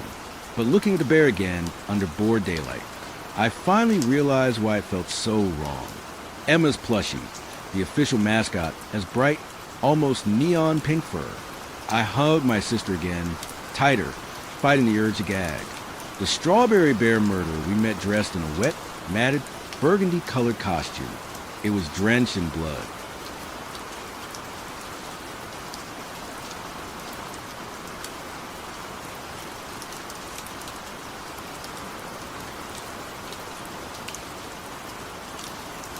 Story 10. It drips on my head when I can't move. It starts with a smell. Not a smell of rot or blood or anything you'd expect. It's the smell of ozone, like the air after a lightning strike, mixed with a damp, mineral scent of a deep cave. That's how I know I'm slipping into the prison. That's how I know the gallery is open. My name is Layla. For 3 years, I've been a student of the ceiling. I know every crack and plaster above my bed. Every subtle shift of shadow from a distant street lamp outside my window. I've traced constellations and imperfections, named them. The cleft, the stain, the fissure, astronomy of inert. It's my only defense when the paralysis sets in. It's textbook, they said. Stress, a glitch in the REM cycle. Your brain wakes up before your body. The sensation of presence, a common hallucination. The crushing weight on your chest, your own dormant diaphragm. It's all in your mind, Layla. So comforting. So utterly, catastrophically wrong. The process is a familiar betrayal. First, the ozone cave smell, seeping into the room like a gas. Then, the low hum, a frequency that seems to vibrate in my teeth rather than my ears. My body becomes a tomb, a beautiful, intricate statue of flesh and bone I can no longer command.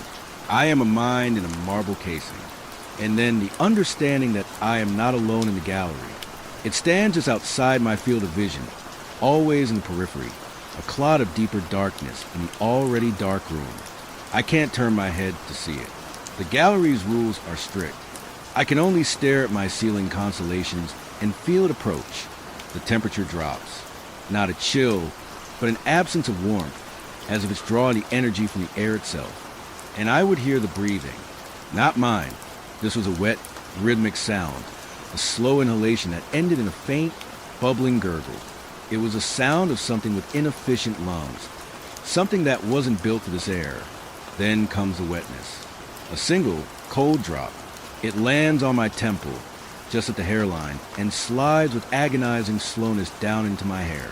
Another, and another. A slow, cold leak from a reality above mine. It's viscous. It doesn't evaporate. When I finally burst free from the stone in my body, gasping, my heart a trapped bird slamming against my ribs. My hair is always damp in that one spot. Cold, sticky, smelling of ozone and cave. I scrambled to the bathroom. In the harsh light, my face was pale, my eyes wild. And there on my skin, gleaming, were two tacky amber fleck droplets. They smelled of decay and metal. I told my therapist about the wet hair. A sympathetic smile. Post-episode perspiration, Layla. It can feel localized, strange. The brain is a tricky place. But brains don't leave residue. Brains don't leave a smell that lingers on your pillow until you wash the case. The horror wasn't just the paralysis or the presence. It was a mundane, puzzling evidence of it. The dampness. It was a proof my rational mind couldn't logic away. I started sleeping with a towel on the pillow. I'd wake up and the towel would be dry, but my hair underneath would be wet, as if the wetness passed through solid matter, as if it was meant for me. Specifically, the fear curdled into a desperate, furious curiosity. I was being studied in my own private gallery, drip-fed terror. I needed to see the artist. I bought a small, infrared security camera. I positioned it on my bookshelf, pointed directly at the bed, a digital eye to witness what my mortal ones could not. I set it to record on motion detection. That night, as the ozone smell began to bleed into the room, I felt a new emotion alongside the dread, a grim sense of vindication. Tonight, I would have answers, or I would finally have proof of my own insanity. Either was preferable to the not knowing. The episode was the same. The hum, the stone, the crushing isolation, the drops, cold, deliberate, marking me. The presence felt heavier, closer. There was a new sound, a soft, fibrous creak, like old leather being stretched. I could feel the cold seep through my t-shirt. I lay there, a frozen banquet, weeping inside as the thing above me feasted with its eyes. Then it was over. I swam up in the cement of sleep, drenched in sweat and that other, colder dampness. I didn't even move to turn on the light. I just reached for my laptop, connected the camera, and pulled up the night's file. The video was there. 3 hours of stillness. Then a burst of activity at 3:17 a.m. My sleeping form, a pale mound under the blankets. The timestamp ticked forward in the eerie green and black of night vision. At 3:18, something entered the frame from the top. It didn't walk. It unfolded. It was all wrong angles and impossible, elongated segments, like a puppet made of shadows and broken furniture, controlled by a careless child. It was tall, so tall its upper body was lost in the darkness above the camera's view. But the lower part had too many joints, bending in directions that spoke of a biology not of this earth. It moved with a stuttering, stop-motion grace. Then it leaned down. The camera caught its face, or the terrible approximation of one. It was long and narrow, a grotesque, stretched teardrop of a head. Its skin was the color and texture of a dried mushroom, puckered and matte. It had no eyes that I could see, just smooth, shallow depressions. But its mouth, a lipless, horizontal slit that ran halfway down the length of its face. And it was slack, slightly open. It moved to the bedside. It gave a series of jerky, insectal adjustments. It leaned over me, its form blocking the light. And then, from the darkness of that slit, a long, black, rope-like tongue slithered out. It wasn't a tongue for tasting. It was a conduit. At its tip, a bead of that thick, iridescent fluid gathered and fell, dripped right onto my temple. I watched frozen as my paralyzed self lay motionless. The creature didn't move. It simply loomed and drooled. The string of saliva was constant, a glistening thread in the infrared connecting its jaw to my hair. For 10 minutes, it just stood there, leaking onto me. Then, the fibrous creak I'd heard. On the screen, the horizontal slit of its mouth twitched. The lower part of its jaw, a separate bone from the rest of its skull, detached slightly. It dropped a fraction of an inch, widening the opening of its maw. It wasn't a dramatic movement. It was subtle, deliberate, like it was testing its own hinges. Then it straightened, folding back up into the darkness above the frame, leaving only the timestamp of my sleeping, soiled body. I vomited. I vomited until I was hollow. The proof was not liberating. It was a death sentence. This was no hallucination. It was a thing, a real, physical thing that came into my room, stood over me and fed, watched, prepared. The metaphor wasn't lost on me. Isn't that what chronic fear is? A slow drip of dread that soaks into the fabric of who you are? A presence that feeds on your helplessness, widening its maw a little more each night, waiting until your spirit is soft enough to swallow whole? My monster was just a literalization of paralysis itself, the creeping, consuming helplessness. But metaphors don't leave sticky residue. Metaphors don't appear on infrared cameras. I was a ghost in the daytime, hollowed out by the nightly terror. I stopped sleeping, drinking coffee until my hands shook, but it didn't matter. I became a strategist of insomnia. I avoided the bed, the gallery, for 2 nights. On the third, exhaustion dragged me down like stones in pocket. The smell greeted me before I even lost consciousness. Ozone, cave, home, it seemed to say. The paralysis came again, a forced consciousness, a front row seat to my own consumption. This time was different. The paralysis was heavier, the hum deeper, resonating in my bones. The drops came faster, not a drip but a trickle, as if it was excited I returned. And the creak, it was louder, longer. I could feel the air displace above me, could sense the widening of that awful, unhinging jaw. It was closer, it was hungrier, it could fit me now. It paused there for an eternity, that abyss yawning over me. I stared up into it, and in that moment, past the terror, I felt something else with a profound, cosmic understanding. This wasn't a random monster. It was an eater of stillness, a consumer of trapped souls. My paralysis wasn't a cage keeping me from escaping it. It was the sauce that made me palatable. My fear was the seasoning. It didn't eat me. It closed its jaw, slowly, the bones crunching back into their mockery of face, and retreated. I broke free with a scream already tearing from my throat. The wetness wasn't just in my hair. It was on my cheek, my neck. I fled the room, spent the night shivering in my bathtub. Last night, I tried the camera again. A final document, a last will and testament of my sanity. The video showed the now familiar unfolding, the hovering. But this time, it didn't just stand. It lowered its entire upper body, bringing its face inches from mine.